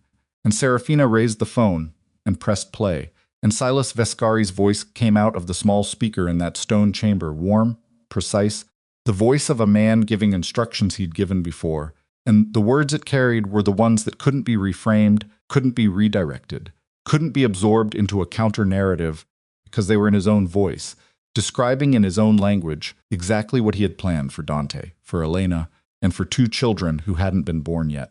The commission went silent. Silas turned, and for the first time in 40 years, Elena watched the warmth leave his face completely. Silas's voice filled the chamber from a phone speaker the size of a deck of cards. It filled it completely. The recording was not high quality. There was ambient noise underneath, the sound of a room with a television somewhere in the background, a chair shifting, the particular acoustic texture of a conversation that hadn't known it was being preserved. But the voice was clear. The words were clear. Silas had been very precise in what he'd said to Frank Moretti 3 days ago. The way precise men are precise when they believe they're speaking privately, when the architecture of their confidence has made them careless about witnesses. The woman is the problem, not Dante. Dante I can manage, I have always managed Dante. But she sees things she shouldn't see, and she moves before I can predict her. If she is present at the meeting, the case against her has to be airtight before she opens her mouth. Frank Moretti's voice rougher, less certain. And Dante? Dante will be handled during the commission session. The order is already prepared. The men are already positioned. He walks into that room and he doesn't walk out. A silence on the recording. And the woman, after. Not there, somewhere quieter. We make it look like she ran. She disappears and the story writes itself. A woman who murdered her husband, fled with family funds, lost in whatever she ran toward. A pause. The children complicate the optics, but not the logistics. They're unborn. They were never official. The recording continued for another 40 seconds. Nobody in the chamber moved. When it ended, the silence was so complete that Elena could hear her own pulse in her ears, or maybe that was the contraction still echoing through her body. The aftermath of it, the physical residue of a wave that had passed but left the shoreline rearranged. She was still holding the back of the chair. She had not let go of it. 12 commission members, 20-something captains and associates along the walls. Calder at her left shoulder. Serafina beside her with the phone still raised, arms steady, face carrying the specific expression of someone who has just done the most consequential thing of their life and is still processing whether it was the right call. Silas stood at the far end of the table. He was not performing anymore. What was on his face now was the thing underneath the performance, not panic. Because Silas was not a man who panicked, but something colder, something that looked at a changed situation and began immediately calculating the cost of each remaining option. His jaw was set. His hand on the cane was white at the knuckles. He looked at Serafina. "You recorded a private conversation," he said. His voice was flat. The warmth was gone so completely, it was hard to remember it had ever been there. "Yes," Serafina said. "In your father's home, in my father's home, where my brother had just been returned after 3 weeks in a room with no windows." Her voice didn't shake. Elena had expected it to shake, had been prepared to need to fill the space if it did. It didn't. "You used Nico to get my cooperation. You used my family. And you, my father, in that conversation that the children Elena is carrying were never official. They're unborn children. And you called them logistics." Silas looked at her for a long moment. Then he looked at the commission. "This recording is inadmissible under our procedural." "We're not in a courtroom," Ferrante said. Everyone looked at him. Ferrante was standing. He had stood at some point during the recording and hadn't sat back down. He was a compact man in his 60s with a face built for skepticism, and right now he was looking at Silas with the particular expression of a man who has made a decision and is done with the process of making it. "We're in a commission chamber," Ferrante said, "where the procedural rules are ours to interpret, and where the evidence in front of us includes a recording of the man currently presiding over this meeting, describing the planned death of a sitting family leader." He looked at the other commission members. "I'm calling for an immediate suspension of proceedings pending full review. All authority actions from the last 72 hours, the suspension of Dante Vescari, the detention order for Elena Vescari, are frozen until a proper evidence panel can be convened." 2 members immediately nodded. A third started to object, an older man named Casto, whom Elena had always understood to be reliably in Silas's corner, and then looked at the recording phone still in Serafina's hand, looked at Dante standing in the middle of the room, and didn't finish the objection. Silas moved, not toward the commission table, not toward Dante. He moved toward the left side of the chamber, and his cane hit the stone floor twice, and then his hand pressed something on the underside of the cane's handle. And Elena heard the click before she understood what it was: a mechanism. Small and specific, the kind built into a piece of equipment that has a secondary function. 3 things happened simultaneously. The chamber's single overhead light source cut out. Something that was not a gunshot, but was close to it, a concussive device, small, designed for disorientation rather than injury, went off near the far wall. And the 3 men Silas had positioned around the room moved. Elena dropped. Not a decision, a reflex, the body making the calculation before the mind caught up, and she was down behind the table before the light came back, as emergency fluorescence from the corridor, a dim orange wash that turned the chamber into a space of shadows and silhouettes. Her knees hit stone. Her hands hit stone. She felt the impact in her wrists and knees and hips, and somewhere lower, a deep pull that she did not process as pain because there was no bandwidth for it. Calder was already beside her, body between her and the direction the sound had come from. "Stay down," he said. "I know," she said. The chamber was noise. Not gunfire, not yet, but voices, bodies moving. The specific acoustic chaos of a space where order has broken and everyone is relocating at once. She could hear Dante's voice somewhere in it, sharp and directional, the command voice. The one that cut through ambient noise like it had been engineered for exactly this. She heard Nico's voice higher, younger, frightened. She heard Serafina, Nico, the door, go. Then something large impacted the table above Elena's head. The table shifted, and she pressed herself against the floor, one arm across her stomach, the other palm flat on the stone. And she looked along the floor. The low orange light gave her maybe 2 feet of visibility at floor level. Enough to see feet and legs moving. Enough to see the geometry of where people were. Dante's shoes. She recognized them. Moving toward the far end of the room. 2 other sets of feet angled toward him. She heard the sound of a body impacting stone she would learn later. It was one of Silas's men, who had gone for a weapon and found Dante's elbow at close range, which was a poor decision for anyone who'd never experienced Dante at close range in a dark room. The man went down hard enough that the sound traveled through the floor. Then a gunshot. It was loud in the enclosed space, much louder than gunshots on screens, which she had always understood intellectually, and now understood in her body. Her ears rang immediately, a high, persistent tone that compressed the sounds around her. Dante. She said it at normal volume, because she couldn't calibrate her own voice with the ringing. Dante. His voice came back almost immediately. I'm standing. She exhaled. Another shot from a different direction, not aimed at anything she could identify in the chaos. The kind of shot that happens when someone is afraid and has a weapon, which was the most dangerous kind. She pressed lower. The stone floor was brutally cold against her cheek. Elena. Calder's hand on her arm. We need to get you to the corridor. The documents. Forget the documents. Calder. They're on the table. If the room settles, they're still there. If we get out with you intact, we can reconstruct them. If something happens to you in this room, nothing else matters. His voice was the flattest she'd heard it. Move now. She moved. It was not graceful. 7 months pregnant on a stone floor in a dark room was not a situation that permitted graceful movement. She crawled, which was humiliating in the way that only truly necessary things are humiliating. Her palms finding the cold floor, her knees finding it, the twins shifting as she moved alive and responsive and indifferent to her dignity. The corridor door was 12 feet. It felt like 60. Calder was beside her the whole way. She was aware of him tracking the room over his shoulder while he moved, which meant he was navigating backward while she navigated forward, which meant they were moving as a unit, and the unit was clumsy but functional. She reached the door frame and pulled herself upright, using the frame as a brace. Her back screamed. She categorized the pain not labor, not the contractions, which she was timing in the back of her mind even now, the last one having been approximately 7 minutes ago. This was structural, the cumulative damage of a night on stone floors and cold air and sustained physical tension. She could work with structural. She stood in the corridor doorway and looked back into the chamber. The emergency lighting had stabilized. She could see the room now, the scattered chairs, the commission members pressed against the far wall in a cluster, the table half displaced from where the impact had moved it. She could see 2 of Sila's men on the floor, one moving, one not. She could see Dante's captains occupying the center of the room. She could see Dante. He was at the far end of the chamber. His shoulder was wrong, not visibly bleeding, but the line of it, the way he was holding it, told her something had landed there. He was standing, he was facing Silas. And Silas had a gun. Not the cane mechanism, an actual firearm, produced from somewhere in his clothing, held in a hand that was steadier than a 73-year-old hand had any right to be in this situation.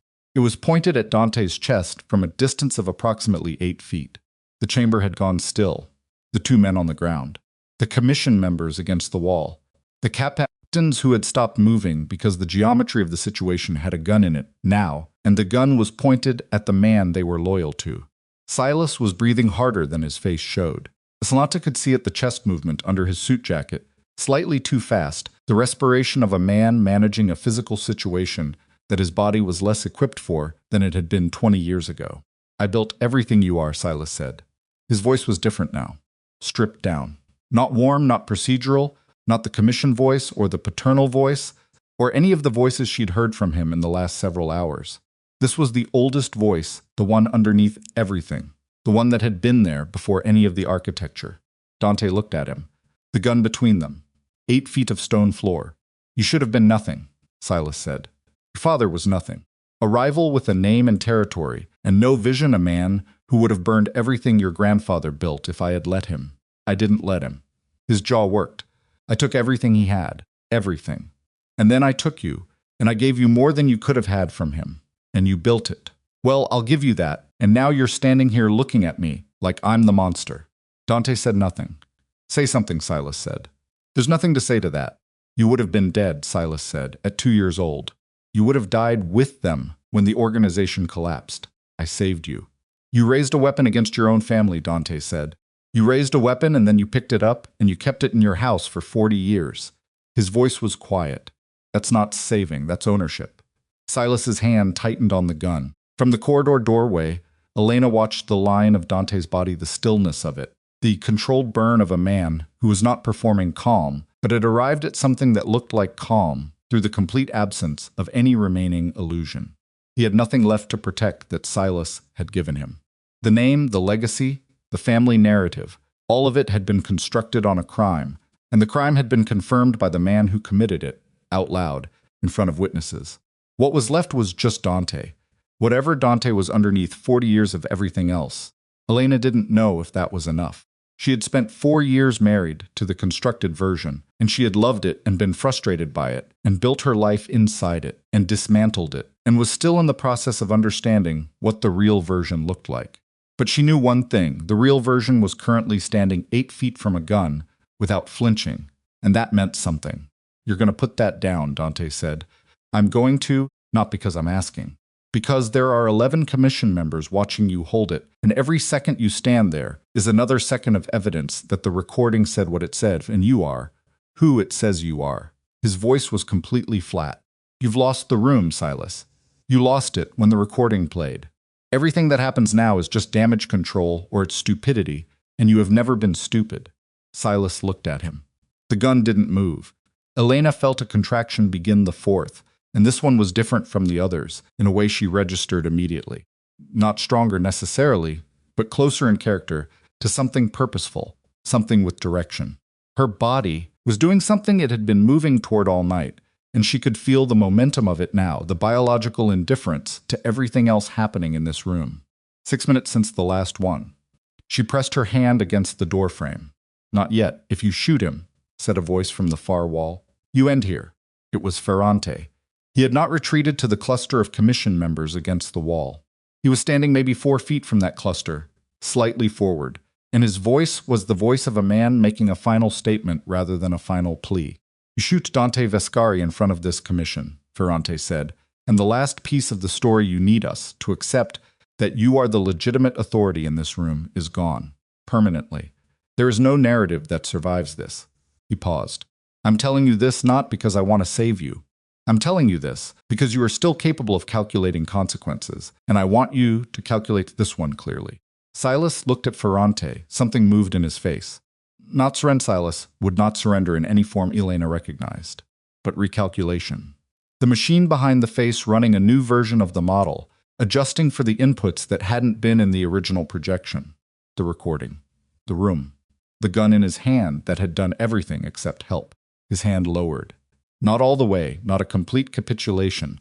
The barrel angled toward the floor rather than holstered, but lowered enough that the geometry of the room changed, that the captains along the wall shifted, that Dante took the step forward that he'd been holding back. One step. Silas raised the gun again. Dante stopped. The room held, and from the corridor doorway, Elena said loudly and clearly, "Silas." He looked toward her. She was standing in the door frame with one hand on the stone and one hand at her side, and she held his gaze across the width of the chamber. "The recording is already transmitted," she said. "Calder sent it 40 minutes ago to 3 separate federal contact points with a full evidence package.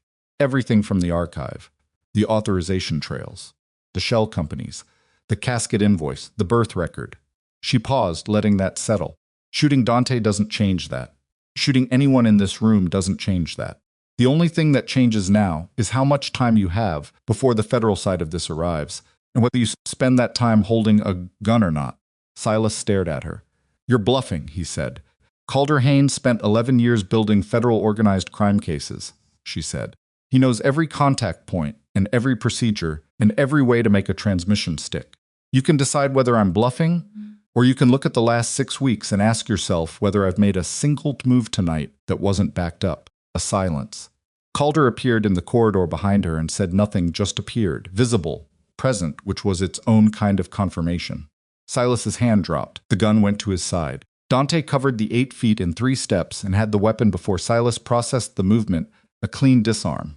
Practiced, automatic. The kind of motion that had been built into muscle memory. So long ago it required no decision. His hand closed over the gun, and his other hand closed over Silas's wrist, and the old man didn't resist. There was a moment, one specific moment, where Dante was standing directly in front of the man who had raised him, weapons secured, and the two of them were close enough that the difference in their ages was visible in a way it usually wasn't. Dante was bleeding from his shoulder.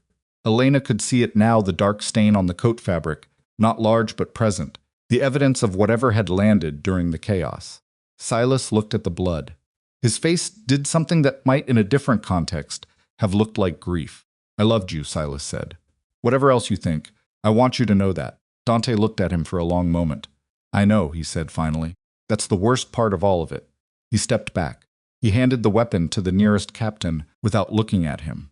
Then he turned toward the commission table, toward Ferrante, toward the 11 men who were still processing the last 20 minutes of their professional existence, and his voice came back in full, the authority in it not performed, not borrowed from any name or legacy, just the specific quality of a man who has nothing left to pretend. "I want a formal evidence panel convened today," he said, "not next week. Today. I want federal contacts notified the transmission.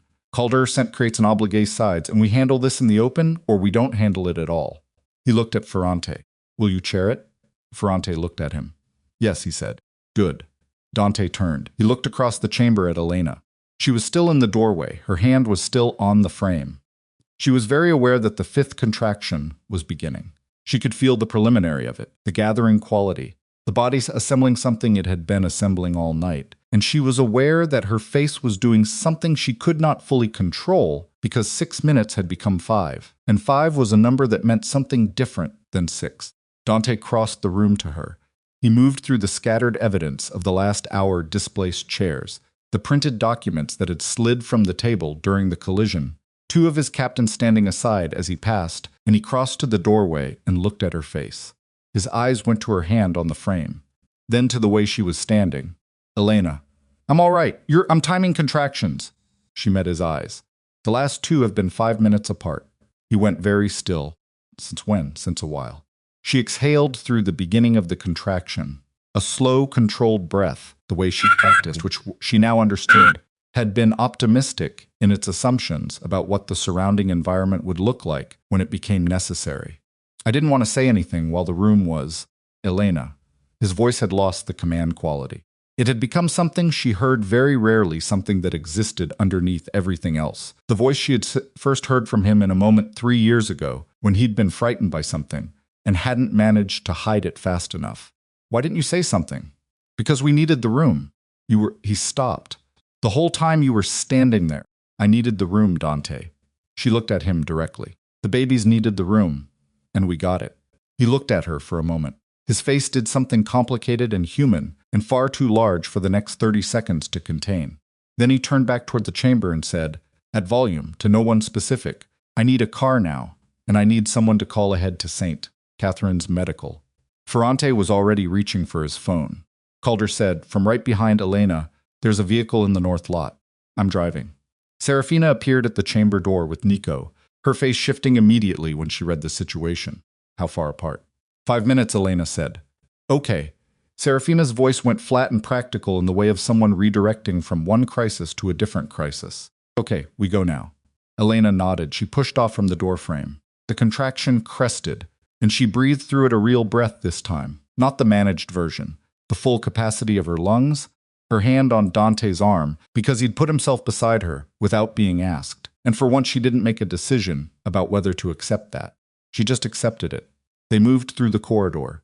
The orange emergency light had been joined now by the early gray of morning, coming through a high window at the end of the passage. Dawn was beginning somewhere above the stone, the first pale edge of a day that had started as yesterday and accumulated more damage than most years. Behind them, in the chamber, she could hear Ferrante's voice and the sound of people reorganizing, authority redistributing, the machinery of the organization, beginning the process of understanding what it was and what it wasn't going to be anymore. Silas's voice was not in it. She didn't look back. The north lot was 60 feet from the corridor exit. She counted them, which was a thing she did when she needed to manage time, break distance into units. Calder's vehicle was where he'd said. He had it unlocked before they reached it. Dante opened the rear door, and she got in, and he got in beside her, and Calder got behind the wheel, and Serafina put Nico in the front seat, and the door closed, and the car started moving, and outside the windows St. Aurelia receded, stone and old authority, and everything that had happened inside it getting smaller in the glass. Elena looked out the window. The city was beginning. Early morning traffic, the first trucks of the day, a street sweeper working a block away in complete indifference to everything they'd just come through. The normalcy of it was almost violent, the way the world continued its ordinary business, regardless of what had just been resolved or destroyed, or set in motion in a stone chamber below a building that most of the people on this street had never entered. She felt the sixth contraction and breathed and looked at her watch. 4 minutes, Dante, she said. I know. 4 minutes. I know. He reached across and took her hand without making a thing of it. No declaration. No commentary. Just the contact, which was something she hadn't known she needed until he did it. She held on to it. His shoulder was still bleeding. She could see the stain now more clearly in the morning light. She reached up with her other hand and pressed her palm against it, not gently, with pressure, which was what it needed. He didn't react to the pain. She applied more pressure. You're injured, she said. Yes, the shoulder. Something caught it during the yes. When we get there, you're getting it looked at. Elena, I'm about to spend some time occupied, she said. You don't get to be noble about a shoulder wound while I'm doing that. He looked at her. Something almost happened on his face that might have been almost a smile, except the situation was wrong for it. He was too tired, and so was she. But it was there, the shape of it, the potential of it, in the corner of his mouth. All right, he said. The car moved through the morning streets, and the lights were changing from yellow to red to green in their normal sequence in St. Catherine's medical was 11 minutes away at this time of morning, which Calder confirmed without being asked, because he had already mapped the route, because he was Calder, and he planned for things. Elena pressed her palm against Dante's shoulder and held his hand with her other hand and breathed through the spaces between contractions. And outside the windows the city came alive in the gray early light ordinary, continuous, indifferent, and hers. For the first time in 6 weeks, she had nothing left to plan. There was only what came next. The twins were born at 7:41 and 7:44 in the morning, 3 minutes apart. The first one came into the world with a sound that Dante described later, when he could describe it at all, as the kind of sound that reorganizes you from the inside out. The second one came quieter, which alarmed everyone briefly, and then didn't, because she was simply surveying the situation before committing to it, which Elena would think about later and recognize, with a tired and unguarded kind of love, as a quality she understood. Dante was in the room. He had not been asked to leave and had not offered to leave, and when the first real crisis of the delivery, a brief, technical complication that the medical staff handled with the specific efficient calm of people who had trained for exactly this, required everyone in the room to focus completely on Elena and stop thinking about anything else. He had stood at her shoulder and said nothing, and held her hand hard enough that she felt the bones of it. That was exactly right. She didn't tell him to stop. She held back just as hard. His shoulder had been dressed in the emergency waiting area by a nurse who had looked at him, and made a professional decision not to ask any questions. The wound was a graze deep enough to bleed seriously, not deep enough to be structural. He'd been given a local anesthetic and 4 stitches, and a look that communicated the nurse's views on whatever had caused it. And then he'd been directed to obstetrics and had followed the direction without argument, which the nurse would probably have found surprising if she'd known anything about him.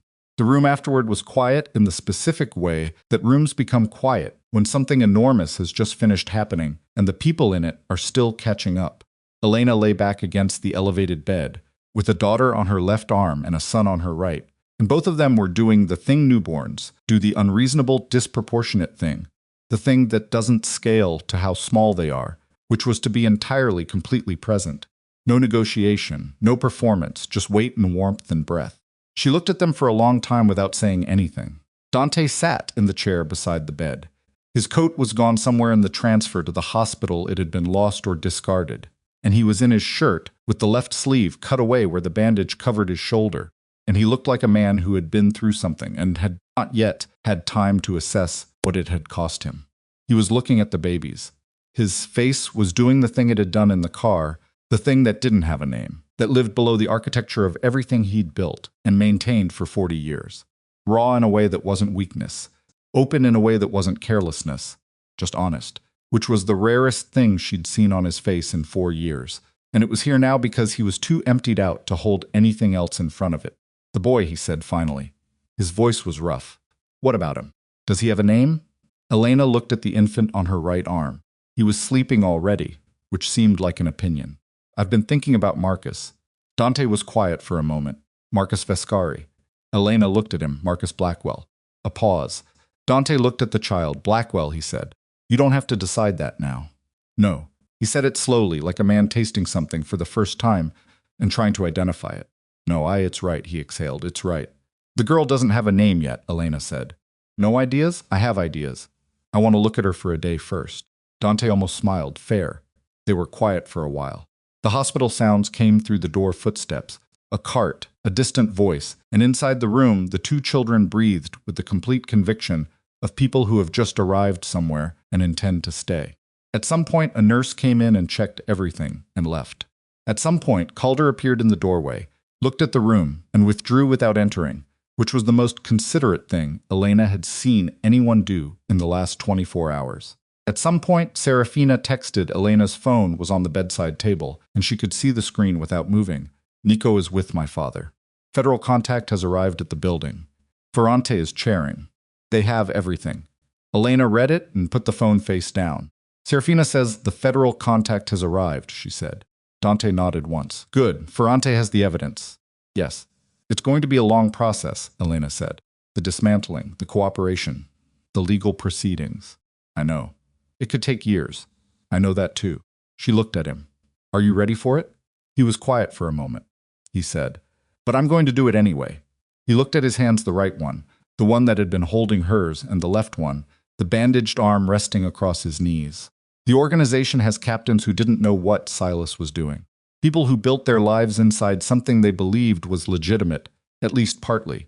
The transition, the legal conversion of the holdings, the cooperation with investigation, it has to be done. In a way that doesn't just burn everything and everyone down. That's going to be complicated. Everything is going to be complicated. He looked up. I'll need help with the financial side. The legitimate conversion of the holdings, that's not a criminal lawyer's problem. That's an accountant's. Elena looked at him. I know a good accountant, she said. He looked at her. I'm aware, he said. Silas Vescari was formally arrested at 11:14 that morning by federal agents who had been briefed on the transmitted evidence package before they arrived at the hospital where his nephew had just become a father. The arrest was conducted in the commission chamber, which was still technically in session under Ferrante chairmanship, which meant it happened in front of most of the people who needed to see it happen. Calder told Elena this at noon, standing in the doorway of her hospital room, reading from his phone in the flat procedural tone he used when he was summarizing something he found emotionally complicated. She listened. Frank Moretti surrendered voluntarily, Calder said. He showed up at the federal field office at 9 a.m. with a lawyer and a prepared statement.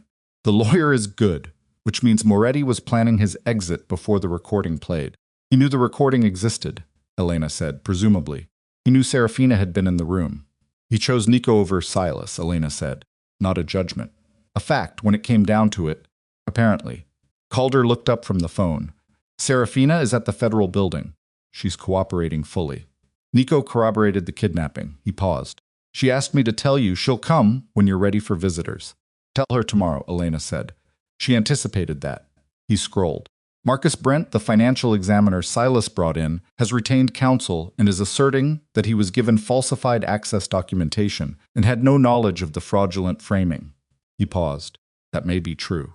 The access documentation Silas provided him was convincing. It doesn't matter for our purposes, Elena said. The commission can evaluate his liability. That's not our case to build. Calder nodded. The recording, Elena said. The full transmission, the federal recipients acknowledged receipt? 3 separate acknowledgments. The evidence package is logged and time-stamped. He looked at her. You don't have to manage this today. I know. Tell me anyway. He looked at her for a moment, not with impatience, not with the exhaustion of a man who'd been awake for 30 hours and was running on something he'd find the name for later. With something that looked briefly like the closest thing to uncomplicated feeling she'd seen on his face since she'd called him at 7 a.m. 6 weeks ago. The package is secure, he said. The case is solid. The federal side will move slowly, they always do, but the direction is clear. He paused. You built something airtight, Elena, even under the conditions you built it under. She looked at her daughter, who was awake now and looking at the ceiling with the unfocused intensity of a person trying to understand what a ceiling is. I had a deadline, Elena said. Calder made a sound that was technically not a laugh. Get some rest, he said. I'll be in the waiting area. Calder. He paused in the doorway. Thank you, she said. He looked at her for a moment. He was not comfortable with that kind of directness. She'd understood that about him from the beginning, that he was a man who'd spent years operating in a world where gratitude was either currency or liability and had forgotten how to receive it plain. You called me at 7 in the morning and told me you needed someone who could trace money through walls, he said. You were right that you did. He put his phone in his pocket. Get some rest. He left. 3 months later, the estate was no longer theirs. It had been part of the asset restructuring the first and largest of the legitimate Vescari holdings to be converted, because it was the most visible, and because keeping it would have been a daily argument against the sincerity of everything Dante said he was trying to do. He had signed the transfer documents in January without ceremony, in a lawyer's office in Midtown, with Elena sitting 2 chairs away in 2 car seats on the floor beside the conference table, because neither of them had yet found a system for managing an outing with infants that didn't involve bringing everything they owned. The twins had slept through the signing. Dante had looked at the documents before signing, really looked at them, not the brief review of a man with signing fatigue, but the careful reading of someone marking a transition. Elena had watched him without appearing to watch him, which she was good at, and she had seen the moment he reached the line that said Vescari Estate, full parcel, and held there for that was 1 second longer than the rest. Then he signed. He didn't look up immediately after. He set the pen down and sat for a moment with his hand flat on the table. She had not said anything. He hadn't needed her to. They lived separately. That had been Elena's decision, stated plainly and without apology in the 2nd week of January, when she was still in the hospital-adjacent recovery period, and the babies were still doing the thing that newborns do, where they destroy your sense of time so thoroughly that days become suggestions. Dante had come every day not unannounced, always with a text first, always with something practical in hand, because he had understood, without being told, that arriving with practical things was different from arriving with nothing and expecting to be accommodated. He'd shown up with diapers, with food, with a very specific brand of herbal tea that she'd mentioned once in passing 3 weeks earlier, and hadn't expected him to remember. He'd shown up with the documents she'd asked for, the financial conversion reports, the cooperation agreement drafts, the legal filings, because she'd asked to be kept current, and he'd understood that being kept current was not optional. He'd shown up once, with a small wooden box. He'd placed it on the kitchen counter without a word. She'd looked at it. He'd said, I found it when we were clearing the estate. It was in the back of your dresser. I thought it should be with you. She'd opened it. Her wedding ring. She'd closed the box. She hadn't put it on. She hadn't thrown it away. Spring arrived the way it arrives in the Northeast, not gently, not with the cinematic gradualness of a season turning, but in the specific way of a climate that has been cold for too long and then isn't, all at once, the temperature shifting between 1 week and the next, so that coats become wrong and then suddenly unnecessary. Elena's apartment was on the 3rd floor of a building that had no Vescari connection and no criminal history, and a landlord who asked ordinary questions and accepted ordinary answers. It had 3 bedrooms, one for her, one that she'd converted to a nursery, and one that she used as an office, with a desk and a laptop, and the particular organized chaos of someone who works with numbers and keeps her systems in her head, rather than in the physical arrangement of paper. The twins were 3 months old and had personalities. This still surprised her. Sometimes that personality could be present and legible at 3 months, that she could already tell you which one would make a decision and stick to it, and which one would survey the room first. She'd mentioned this to Serafina on one of Serafina's visits, and Serafina had laughed and said, wait until they're 6 months. It gets more specific, and Elena had believed her. Serafina came once a week. It had started as a practical arrangement. Serafina was cooperating with federal investigators, and Calder was her primary contact, and coordinating the cooperation had initially brought her to Elena's orbit regularly. It had become something else over the months, the specific kind of relationship that forms between people who have been through something together that most people never go through, and that creates a vocabulary of its own. They didn't talk about the night often. They talked about other things, the twins, Nico, the slow progress of the legal proceedings, the way the Vescari organization was fracturing and reconsolidating in the absence of Silas's authority, the question of what Serafina was going to do, now that the arrangement that had defined her last several months was over. I want to go back to school, Serafina said one afternoon in April, sitting on Elena's couch with the girl's twin asleep on her chest, in a position that looked uncomfortable for Serafina and clearly wasn't. I started a degree in architecture 7 years ago and stopped. Why did you stop? Because my father needed me in the business. Because the family needed things from me. She looked at the sleeping baby. Because I kept saying I'd go back when things settled down. And things never settled down. They're settled now, Elena said. Yes. A pause. Messily. But yes. Elena looked at her across the low table. Go back. I'm 31. That's not old. It's not young for starting over. It's exactly the right age for starting over, Elena said, because you're old enough to know what you actually want, and young enough to have time to build it. She paused. I was 30 when I walked out of a Christmas dinner and left my wedding ring on a table. Starting over doesn't have an age requirement. Serafina looked at her. You didn't leave the ring on the table, she said. Metaphorically. You left it in a box, which is better and worse simultaneously. Elena looked toward the window. Go back to school, Serafina. Dante came on a rainy Tuesday in April. He always texted first. He'd done this every single time without exception for 3 months, which Elena had noted and continued to note because consistency in small things was the only evidence that large things had changed that she was willing to wait seriously. He arrived with diapers, a paper bag from a bakery. 2 blocks from her building, he had found the bakery on his 3rd visit and had asked her if she liked it, and she'd said yes. And he'd brought something from it every time since, and a folder of documents that she'd asked to review. The documents first. She spread them on the kitchen table while he put the bakery things on the counter, and they went through the financial conversion, reports the way they'd been going through them for 3 months, her identifying the discrepancies, him explaining the operational complications, the two of them building a shared language for a process that was slow and expensive and legally complex, and the most consequential thing either of them had done. It was also, she had realized somewhere in February, the most honest work she'd ever done. There was nothing to conceal in it. No criminal architecture to route around. No ledgers designed to be unreadable. No shell companies serving functions they didn't admit to. Just the actual state of things, documented clearly, submitted to people whose job was to evaluate it. She found she liked working that way. After the documents, he held the boy while she fed the girl, and then they traded.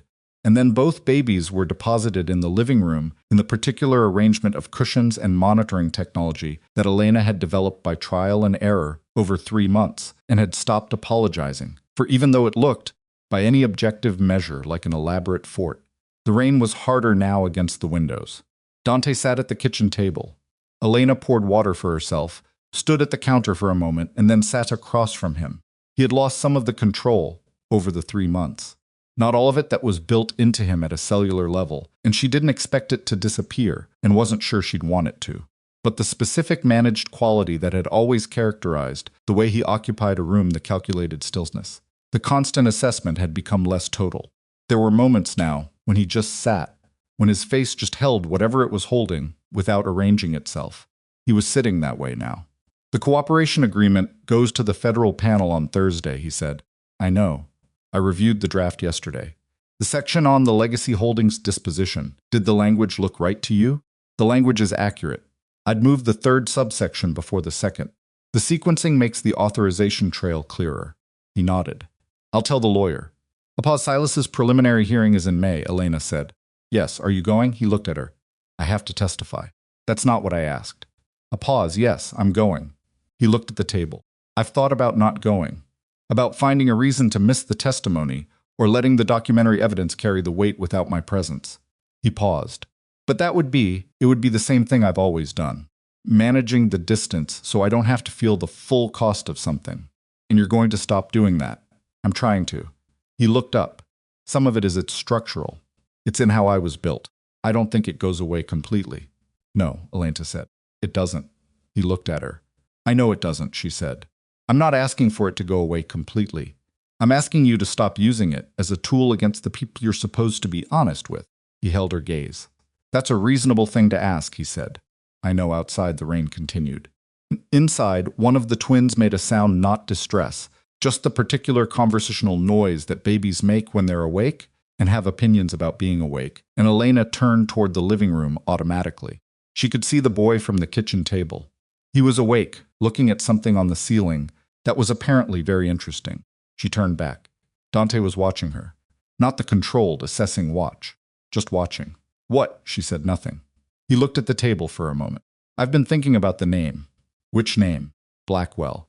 He said it the way he'd been saying it for 3 months, like something being tried on, evaluated, considered from multiple angles. The legal change. I've started the process. Elena looked at him. Dante Blackwell. It's going to be complicated. Professionally. There are people in the remaining organization who... Dante, she stopped him. Do you want to do it? He was quiet for a moment. Yes, he said, it's the right name. It's what's true. Do it. He looked at her. The children, he said. Marcus already has it. The girl when you decide her name. She'll have it too, Elena said.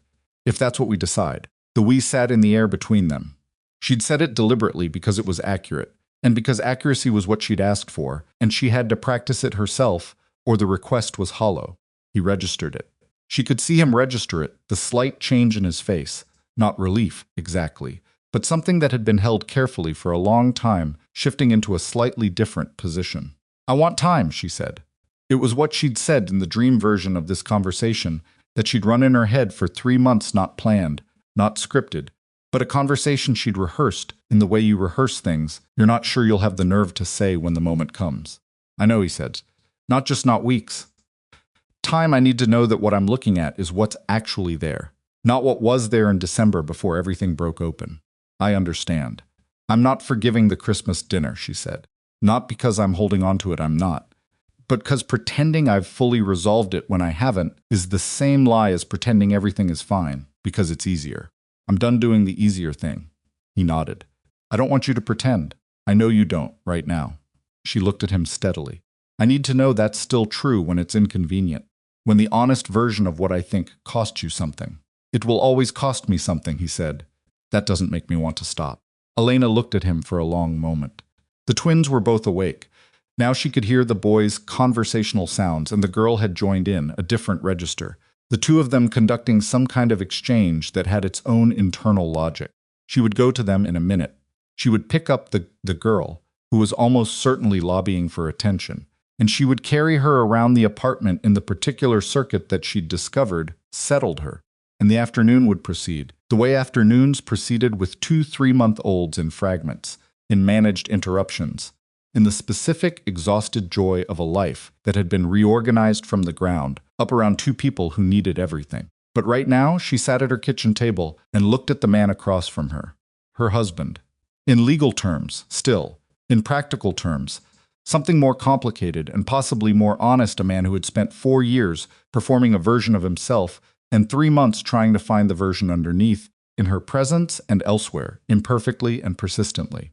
She reached across the table, not for his hand, just toward the small wooden box that she'd moved from the counter to the table 3 weeks ago and hadn't moved since. She opened it. The ring was there. She looked at it for a moment. Then she closed the box, not putting it on, not throwing it away, but leaving it open. That was different. She looked at Dante. Stay for dinner, she said. He looked at the box, then at her. Yeah, he said, I'm cooking. It won't be elaborate. That's fine. You'll need to manage the boy. He's been in a mood since noon, and I've been carrying the mood all day. I can manage the boy. You say that now, almost a smile. Elena. What? He looked at her across the table in the apartment that wasn't the estate, in the afternoon that wasn't Christmas, with the rain on the windows and 2 children conducting their private conversation from the living room, and his face was the most unguarded she'd ever seen it. And she thought, this is what was under the architecture. This ordinary, difficult, unfinished man. She had not known if she wanted to stay. She had spent 3 months finding out. The answer was not simple. It was not romantic. It was not the kind of answer that resolved cleanly or felt like a door swinging open. It felt more like a calculation she'd run and rerun and arrived at a conclusion that she could live with, not because the numbers were perfect, but because the variables she was working with were real ones, not the constructed versions of anything. She could live with real. Nothing, he said. I'll set at the table. He stood, crossed to the cabinet where she kept the dishes, and opened it without asking which cabinet it was.